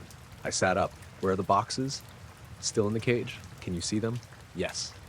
He told me the vibration had started in aisle 12 and was spreading toward the dispatch area. He could feel it through the office chair. I asked if the alarm had gone off. "No." "Call Simon." I did. He told me not to touch anything. There was a low sound behind Martin's voice. It reminded me of a washing machine running in another flat. Not loud, just steady. Then Martin said, "The plastic's moving." I got dressed and drove to the warehouse. It took me 20 minutes. By the time I arrived, Martin was standing outside by the staff entrance. He would not go back in alone. The vibration was strong enough to feel through the pavement. It came in slow waves. The ground hummed for 5 or 6 seconds, stopped, then started again. Martin unlocked the door. Inside, the lights were on all the way to the dispatch cage. That should not have happened. The sensors only switched on the section where someone was moving. The cage door was still locked. The pallet was still wrapped. The black plastic had tightened around the boxes, pressing into the gaps between them. It looked as if the air had been pulled out from inside the wrapping. The vibration stopped at exactly 3:03. The lights went out. Only the emergency strips remained on. Martin turned on his torch. The pallet was gone. The metal bands lay on the floor in perfect loops. They were still sealed. None had been cut or unclipped. We did not go straight to aisle 12. We stood by the cage for nearly a minute, listening. Then the motion lights in aisle 12 came on by themselves. One section, then the next, then the next. The lights moved toward the blank wall at the far end. Martin said, "I'm not going down there." I did not want to either, but the main electrical panel was beyond that aisle, and the whole warehouse system had started making a high-pitched warning tone. We walked together. The lights behind us switched off as we passed. Halfway down aisle 12, we heard soft clicking ahead. It sounded like many small switches being pressed at different speeds. When we reached the last rack, the boxes were lined up against the wall again. The black wrapping was gone. The cardboard cartons were open. All 96 devices had been removed and placed on the floor. They stood upright in rows with their screens facing the wall. The clicking came from their buttons. They were pressing themselves. Not visibly. The buttons did not move. But every few seconds, one of the units made the same click it made when a button was pushed. The floor began vibrating again. A crack appeared in the blank wall. It was not a structural crack. It was too straight. It ran vertically from the floor to about chest height, directly in front of the devices. The paint along the line seemed darker than the rest of the wall. Martin lifted his torch. The beam dimmed when it crossed the crack. "Back up!" he said. The devices started beeping one at a time. The first row beeped from left to right, then the second, then the third. Each screen changed from row 303 to 304. All 96 had been frozen on the same minute until then. The crack widened, only slightly, maybe the thickness of a coin, but I could see darkness inside it. The warehouse plans showed nothing behind that wall except solid concrete and packed earth. A smell came through the gap. It was cold and damp, like wet stone in a basement. Martin reached for his radio. Before he could speak, something blocked his torchlight from the other side of the crack. It was not close enough to touch the opening. I could tell there was space behind the wall where there should not have been space. A narrow shadow moved slowly past the gap. The devices stopped clicking. Every screen went blank. The vibration became strong enough to shake dust from the rack. We backed away. The dark line in the wall moved with us. I did not understand what I was seeing. The crack itself stayed in place, but the darkness behind it seemed to follow our movement, as if something on the other side was matching our steps. Martin grabbed my arm. We ran. The motion lights came on ahead of us, but the sections behind us stayed lit this time. The high warning tone from the electrical panel rose and fell. As we reached the office, all the warehouse phones started ringing. There were 6 desk phones in different rooms. We could hear every one of them. Martin answered the office phone. He did not say anything. He listened for a few seconds and handed it to me. I held the receiver near my ear. There was no voice. I heard the clicking of the devices, then a faint sound like someone breathing through their nose. 3 words came through, very low and uneven. Turn them back. The line went dead. Martin dropped the receiver. We went outside and called Simon and the police. 2 officers arrived first. Simon showed up 10 minutes later, angry and half-dressed. We told them there might be someone inside or damage to the building. The police searched the warehouse. The boxes were stacked neatly in their original position, labels facing the aisle. The devices were sealed inside them. The wall had no crack. The officers found no sign of entry, no damage, and no fault with the alarm. Simon opened a carton in front of them. All 12 devices were switched off. He pressed a button on one. The screen came on with the correct date. The officers thought Martin and I had panicked because of an electrical fault. They took our names and left. Simon sent us home. I slept for a few hours, then returned just after noon because I had left my wallet in my locker. The warehouse was busy and bright. Forklifts moved between aisles. People shouted order numbers. Nobody seemed concerned. The 8 boxes were gone. Priya told me a courier had collected them at 10. I asked where they had been sent. Back to the supplier. Did Simon approve it? She nodded. I checked the dispatch paperwork. The return address was not the supplier in Northampton. It was a storage facility in Luton that had closed 4 years earlier. The courier's signature was a straight line. I called the phone number on the collection form. A recorded message said the number was not recognized. Martin resigned that afternoon. I finished my shift and drove home before dark. The next morning, Simon called and asked me to come in early. The courier had not delivered the boxes, and the return record had vanished from the system. I told him I was not coming back. He said he understood. A week later, I received a small padded envelope with no return address. Inside was one of the temperature loggers. The screen showed 14 March 2009, 033. I put it in the garden shed and left it there until the battery should have died. For nearly 2 months, nothing happened. Then one night, just after 3, a faint vibration woke me. It came through the bedroom floor in slow, steady waves. I went downstairs and opened the back door. The shed light was on. I crossed the garden and found the device standing upright on the workbench. Its screen faced the blank rear wall. The date had changed. It showed the current day. The time was 0304. I turned it around. The vibration stopped. In the morning, I sealed it in a box and took it to the Council Electronics Recycling Center.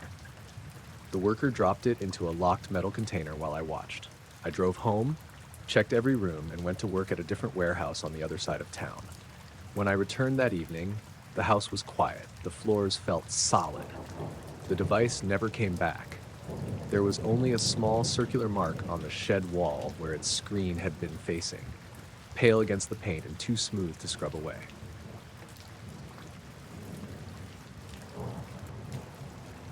The first time the car came through, I barely noticed it.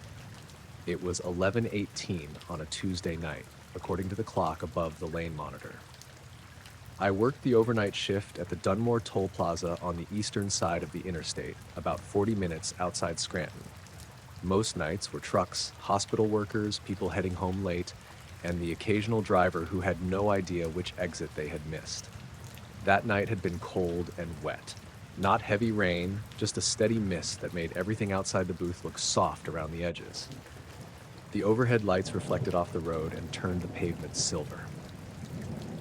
Traffic had been slow since 10. The car was an older, dark green sedan, maybe a Buick or an Oldsmobile. It rolled into my lane and stopped a little too far from the window, so I had to lean out. The driver was a man in his 50s with gray hair combed straight back. He wore a tan coat and had both hands on the steering wheel. There was a woman in the passenger seat and two people in the back. I couldn't make out much about them except that they were all facing forward. I said, "Evening." Nobody answered. The driver turned his head toward me, but only slightly. His eyes moved before the rest of his face did. I told him the toll. He handed me a $5 bill through the window. His hand looked normal, but he held the bill by the very corner, like he didn't want our fingers to touch. I made change and gave it back. He didn't take it right away. For a few seconds, we both held the coins and receipt between us. He stared past me into the booth. I thought maybe he was looking at the monitor behind my shoulder. Then the woman in the passenger seat turned her head toward me. She moved slowly and stopped with her face pointed directly at the window. She looked younger than the driver, maybe late 30s. Dark hair, pale skin, no expression. There was something odd about how straight she sat. Her shoulders didn't move at all. I let go of the change. The driver closed his hand around it, faced forward, and pulled away without saying anything. I watched the sedan leave the plaza and disappear down the westbound ramp. I didn't think much of it. People acted strange at night. Some were tired, some were drunk. Some just didn't like talking. Around midnight, my supervisor, Denny, called from the office and asked if I needed a break. I told him I was fine. There were only 2 lanes open, mine and the automatic lane beside me. Denny was doing paperwork and watching the cameras. At 12:06, I heard a low humming sound. It wasn't loud. It sounded like a truck idling somewhere beyond the lights, except it didn't rise and fall. It stayed at one flat level. I stepped out of the booth and looked toward the shoulder. Nothing was there. The mist had thickened, and I could only see maybe 100 yards past the plaza. The trees beyond the barriers were black and still. There was no wind. The humming stopped as soon as I walked outside. When I went back in, the lane printer had pushed out a blank receipt. That happened sometimes, so I tore it off and threw it away. At 12:41, the same green sedan came through again. I recognized it before it reached the booth because the left headlight was dimmer than the right one. This time it came from the westbound side. That didn't make sense. The plaza handled traffic in both directions, but the lanes were separated by concrete barriers and a wide median. A driver who had just gone west would have needed to travel nearly 20 miles to the next exit, turn around, and come back east. Even speeding, they couldn't have done it that fast. Wait, I checked the clock again, 12:41. The sedan stopped in the exact same position as before, too far from the window. The driver wore the same tan coat. The woman sat beside him. 2 people were in the back. All 4 of them were sitting perfectly still, not sleeping, not looking around, just facing ahead. I leaned out and said, "You were just through here, weren't you?" The driver looked at me. He didn't seem confused. He didn't seem annoyed. He just looked. I asked, "Did you turn around somewhere?" He reached out with another $5 bill. I didn't take it. I looked past him toward the back seat. There was a man behind the driver and a young woman or teenage girl behind the passenger. Their faces were hard to see because the inside of the car was dark, but neither of them moved. The man in the back had his chin lowered slightly. His eyes appeared to be open. The girl's hands rested flat on her knees. I said, "Where are you headed?"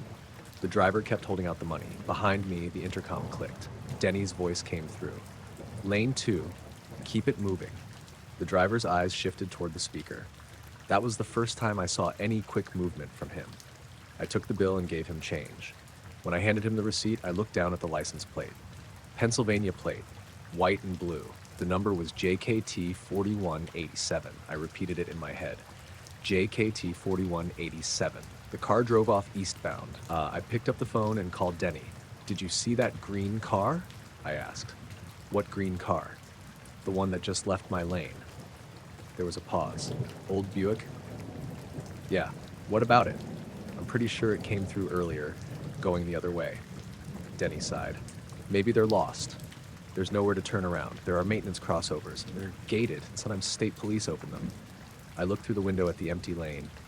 They were all sitting weird. Denny laughed once. "How do you sit weird?" I didn't answer. He told me to write down the plate if they came through again. I had already done that. I wrote it on the back of a toll violation form and tucked it under the keyboard. For the next hour, traffic picked up a little. 2 tractor trailers came through, then a woman in a minivan who asked for directions to Wilkes-Barre. Everything felt normal again. At 1:27, the humming returned. This time I stayed inside the booth. It seemed to come from under the floor. The metal change tray vibrated lightly. A stack of quarters made a faint rattling sound. I called Denny. "Do you hear that?" "Hear what?" "That hum." "No. It's shaking the tray." He told me it was probably the ventilation unit. The booth didn't have a ventilation unit under it. The sound lasted about 30 seconds, then stopped.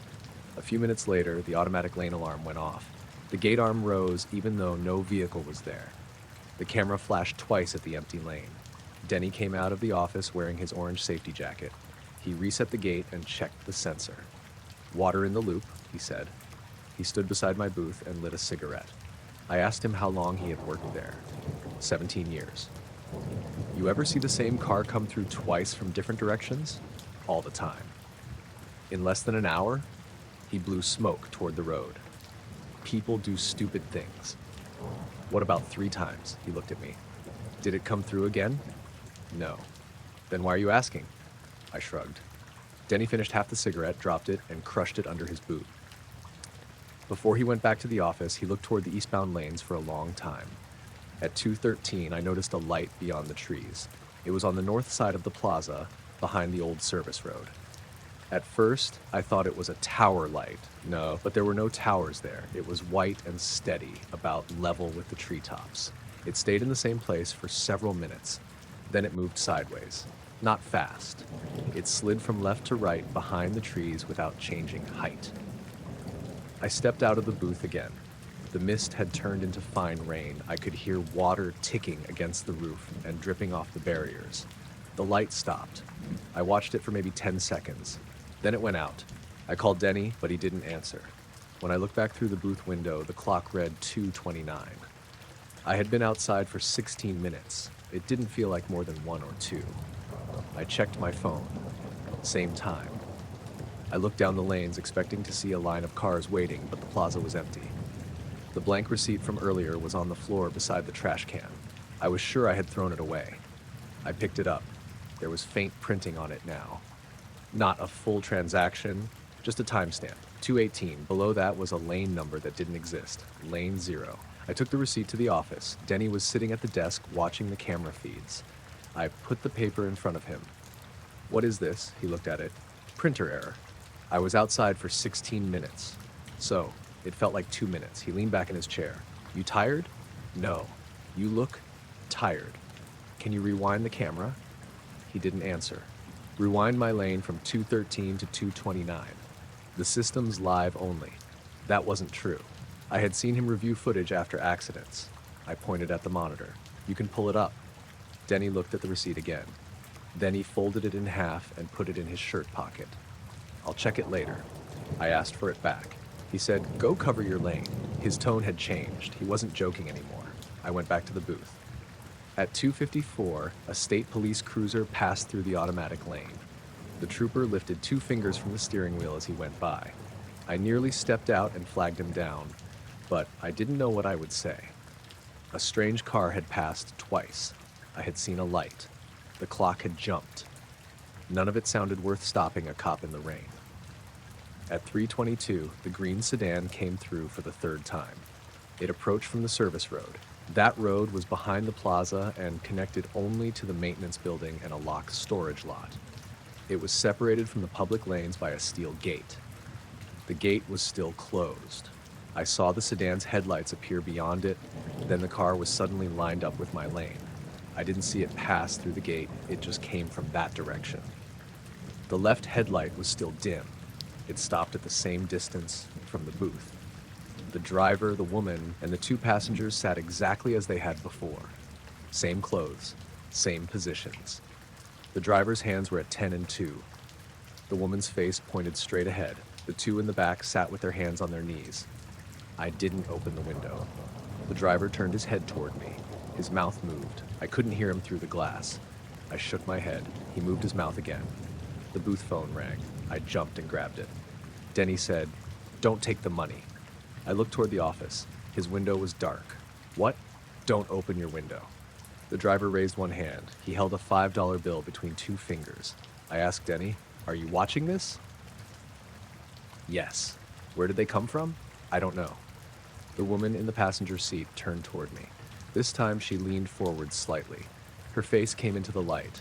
She looked mostly normal, but her eyes were fixed too wide and there was a dark line under her nose. At first, I thought it was blood. Then she opened her mouth. The dark line was her lips. She said something through the closed window. I couldn't hear her, but I understood the shape of the words. "Open it." I stepped back. The people in the rear seat turned their heads at the same time. Not quickly.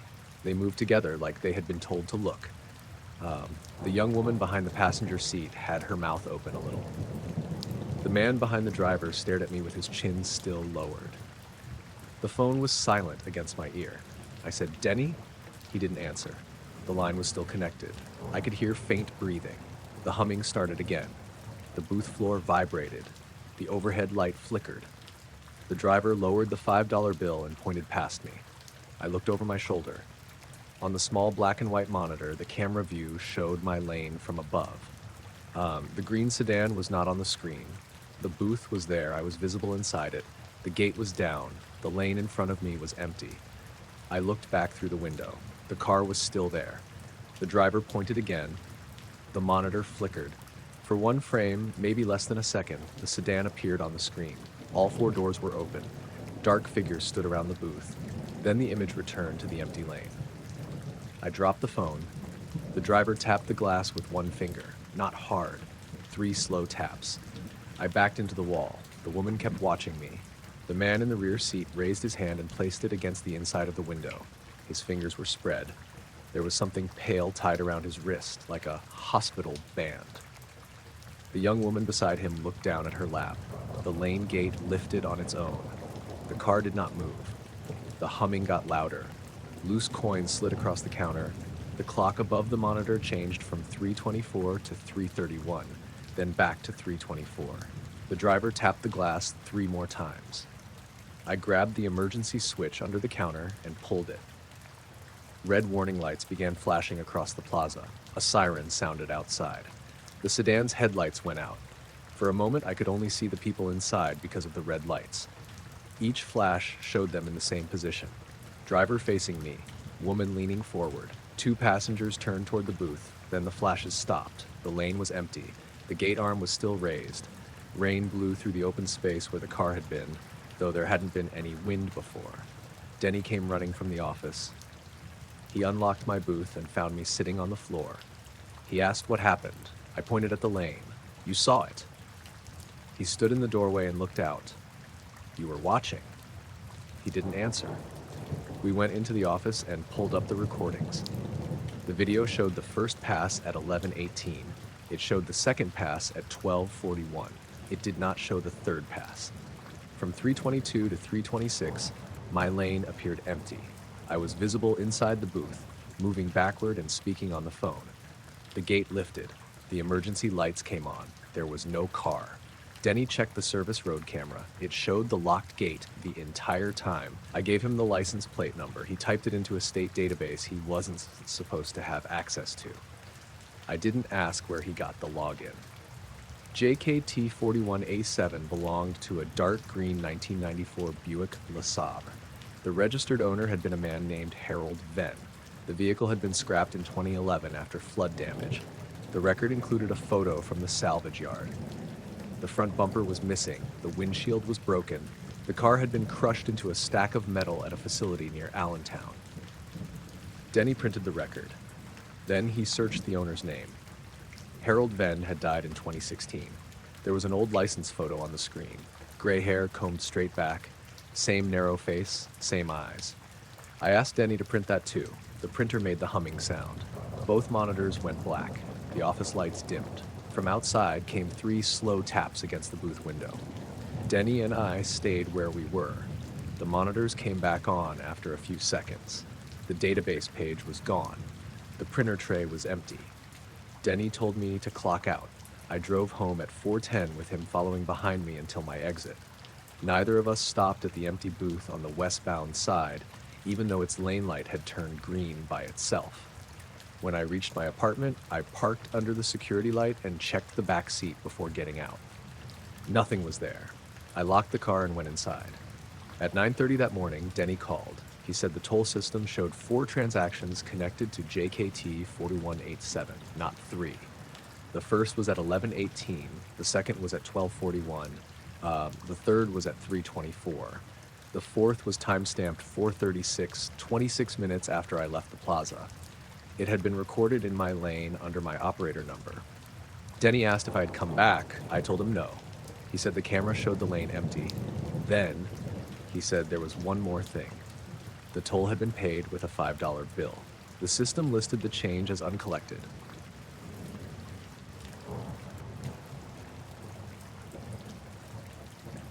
The motion alert came through at 1:46 in the morning while I was standing in the kitchen drinking water.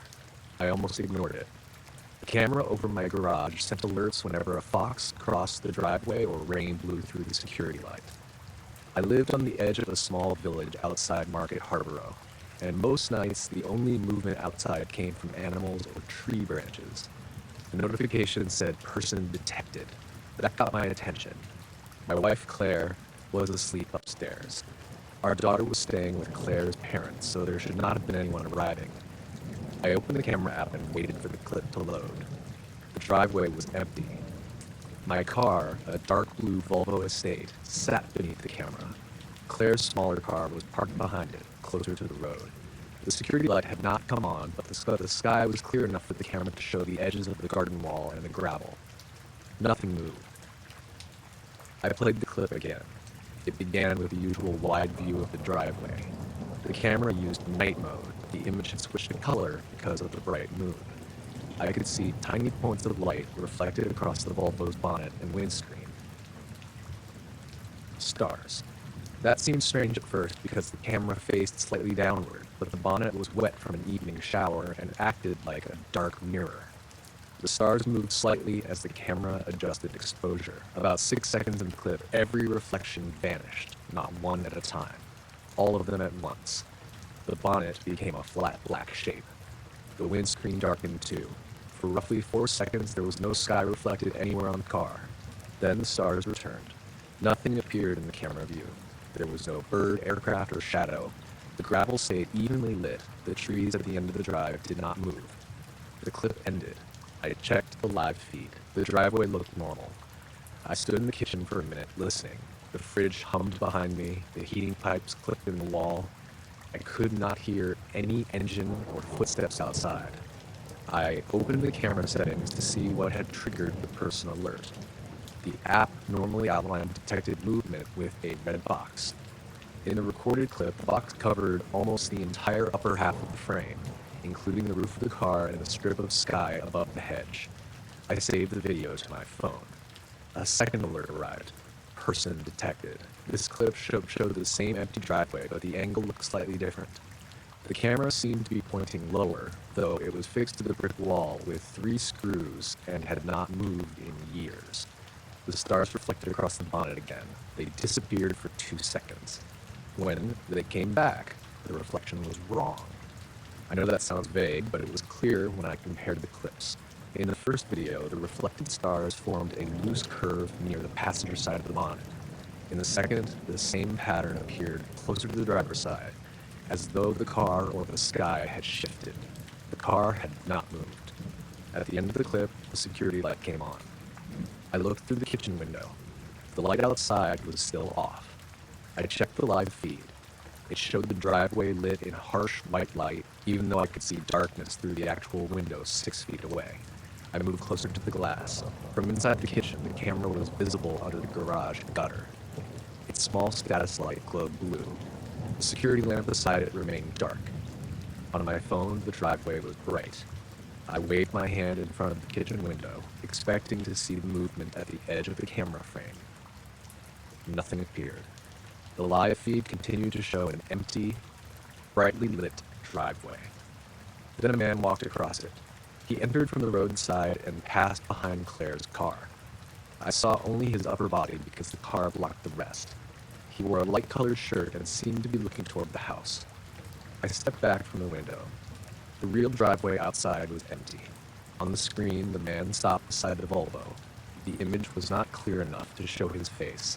His head looked pale and overexposed, with no visible hair or features. He stood still for about 5 seconds. Then the feed froze. I closed the app and opened it again. The live view returned to normal night mode. No security light, no man. The camera angle was back where it should have been. I went upstairs and woke Claire.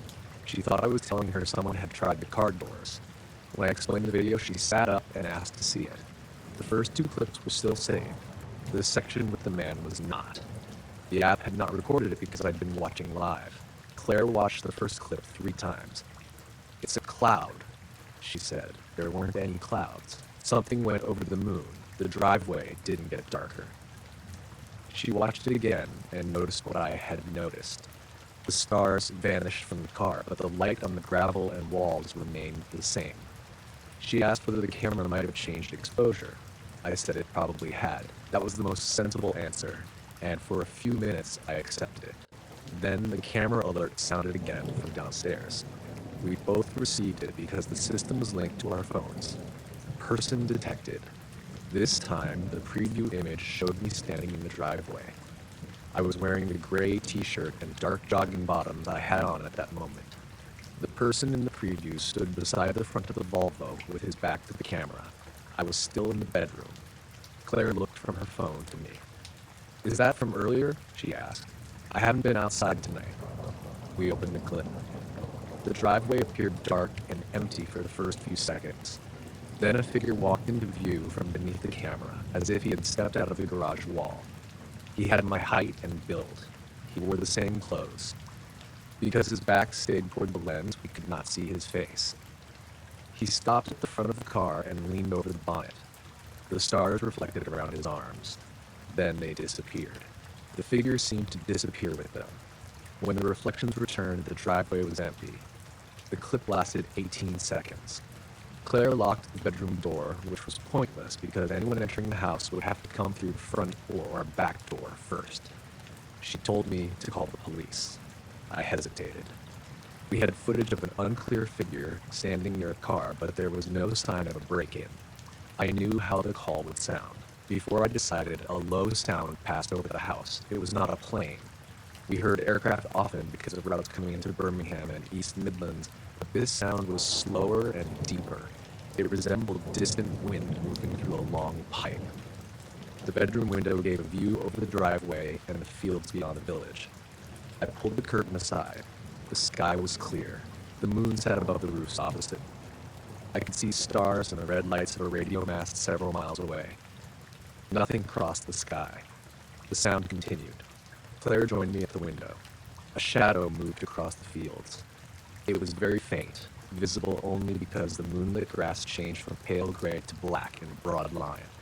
It traveled from the west, crossed the hedges, and reached the first houses. There was nothing above it. The stars remained visible. The shadow passed over the house.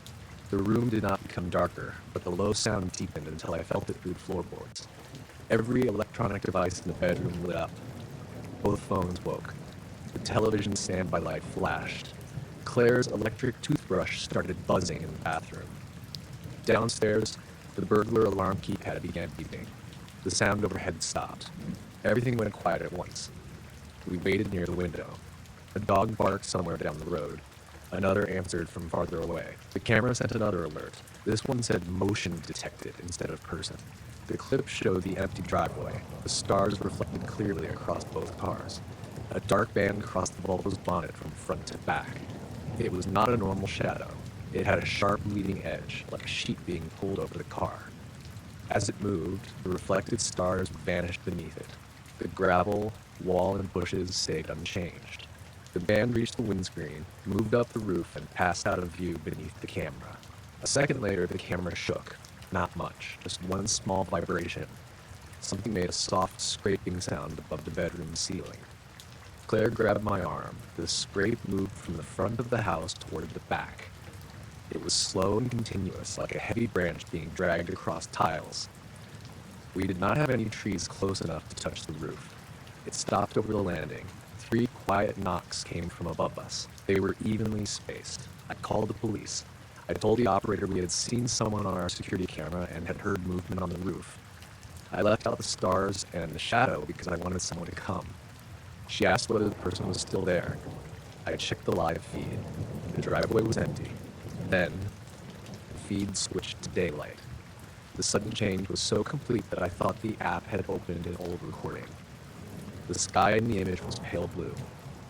Sunlight reached across the gravel from the east. My car looked dry and Claire's car was missing. A date and time appeared in the corner. It showed the current date. The time read 06:12. It was not yet 2 in the morning. A man stood near the road. He was farther from the camera than before. He wore dark trousers and a light shirt. His arms hung straight down. The operator was asking me questions, but I barely heard her. The man began walking toward the house. He moved normally at first. Then the video skipped, and he appeared several meters closer. Another skip brought him beside Claire's car, even though the car was not visible in that version of the driveway. His head remained a pale blur. He reached the Volvo and placed one hand on the bonnet. The stars appeared in the daylight reflection.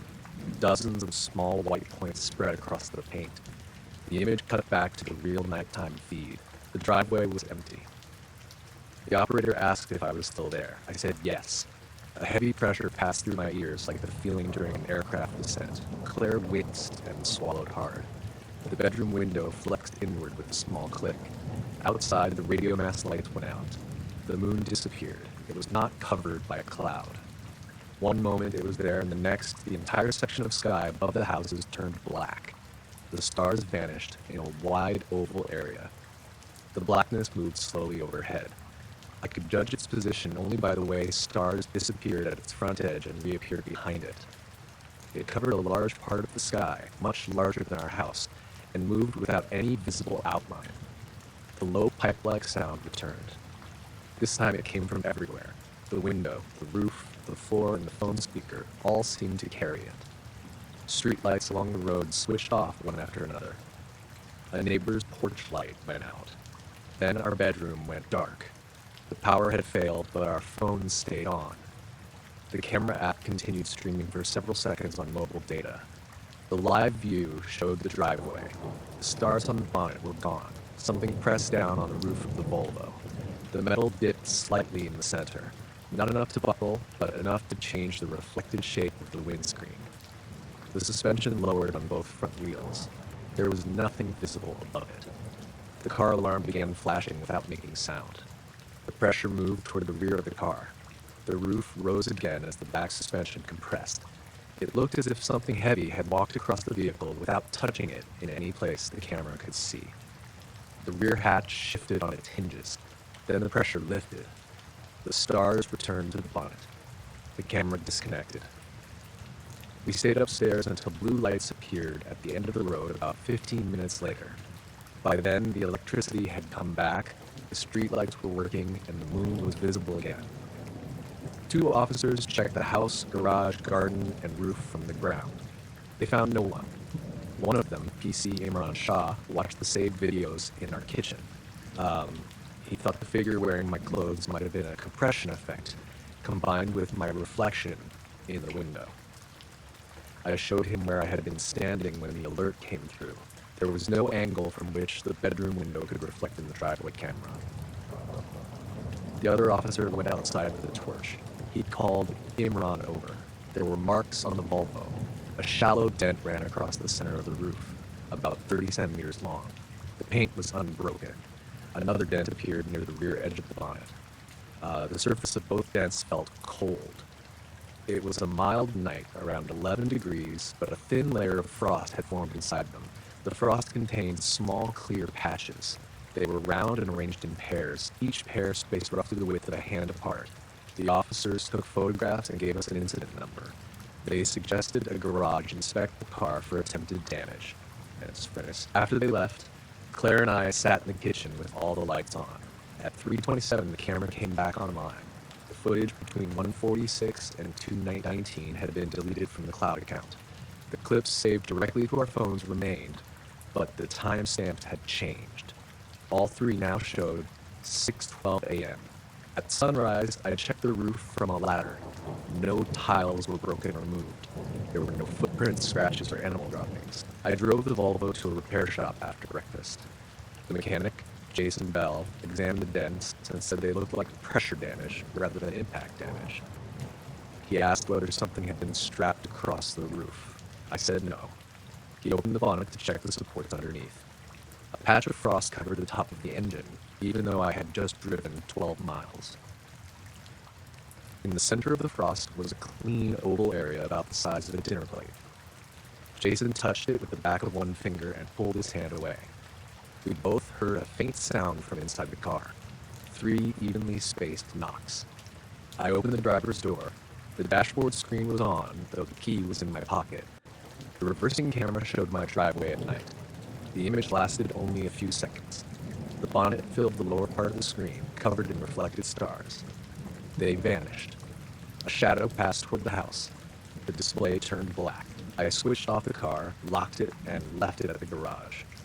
Claire collected me, and we drove home in her car before midday. The driveway camera remained disconnected for the rest of the day. At 6:12 the next morning, it sent one final motion alert. The clip showed the Volvo parked outside our house, although it was still locked inside Jason's workshop 12 miles away. The stars reflected across its bonnet in the early daylight. A pale man stood behind the car with his face turned toward the camera. The reflections disappeared. When they returned, he was standing at our front door.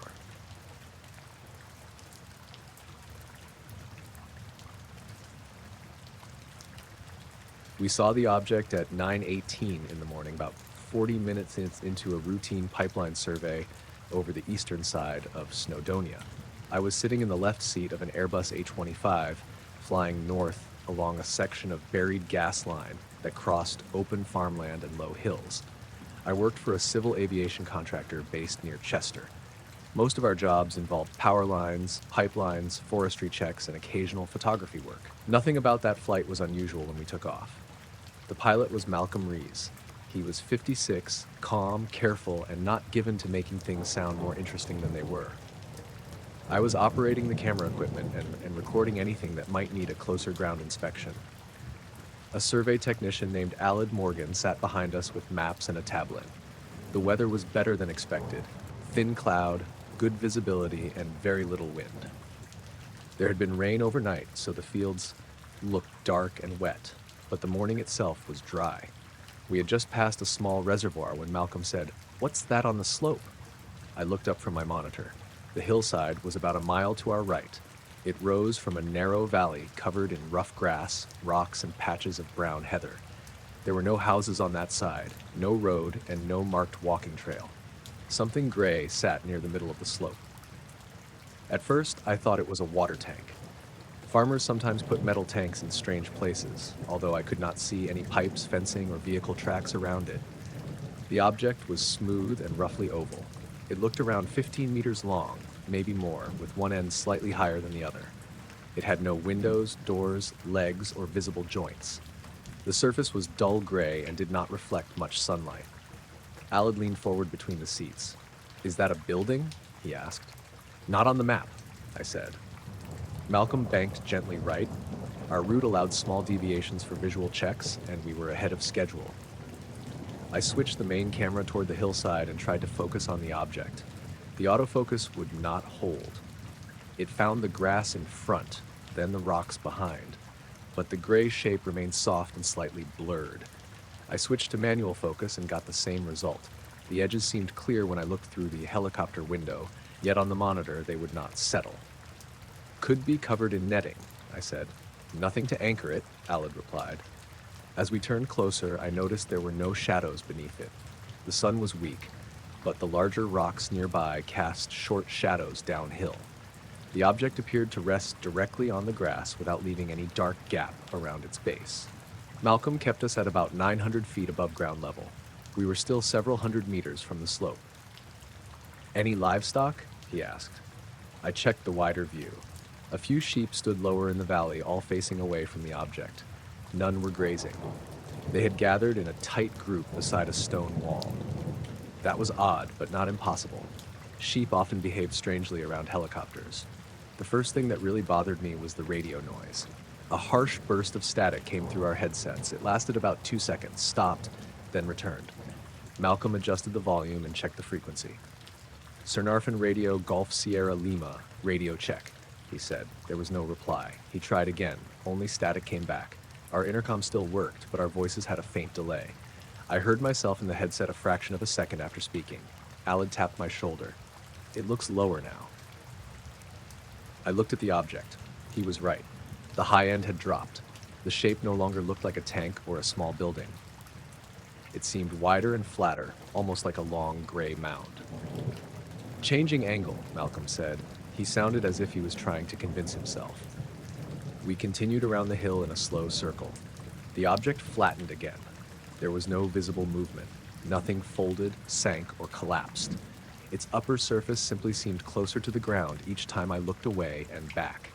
The outline spread across more of the slope while becoming thinner. I started recording with the secondary camera mounted beneath the helicopter. The recording indicator came on, but the live image showed bands of interference moving across the screen.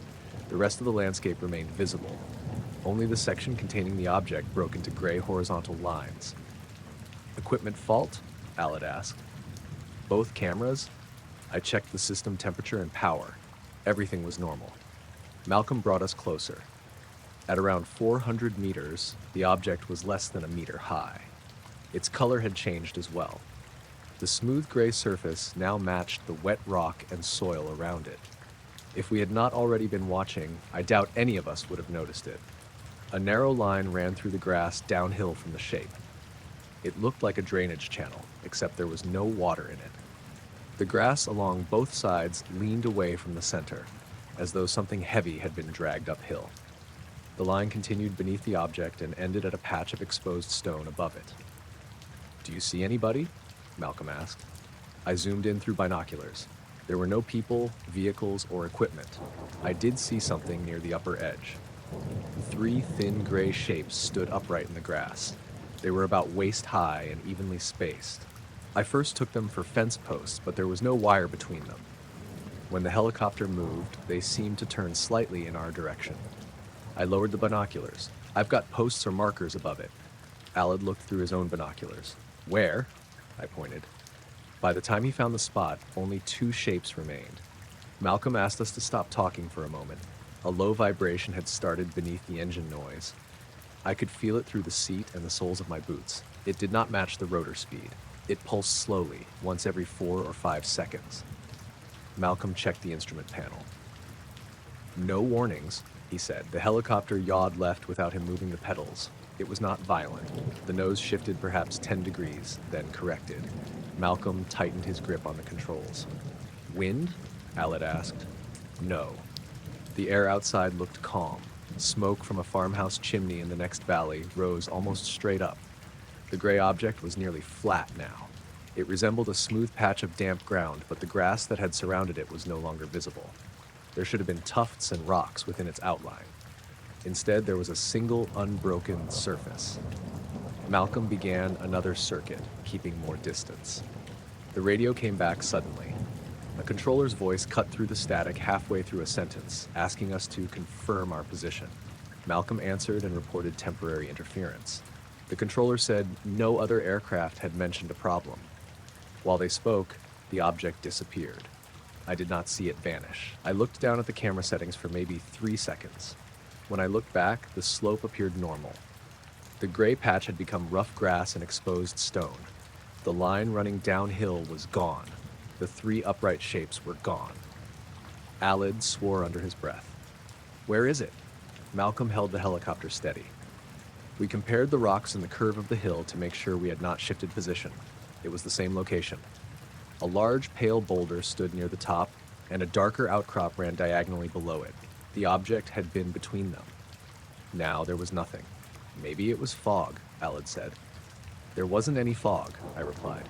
"A shadow, then." "Shadows don't flatten." Malcolm did not answer. He turned away from the hillside and returned to our planned route. About 5 minutes later, Alid said his tablet had stopped tracking our position. The moving map showed the helicopter frozen near the reservoir, several miles behind us. GPS data on the aircraft system remained accurate, so Malcolm was not concerned, but my camera log had also stopped updating. I checked the timestamps. The last file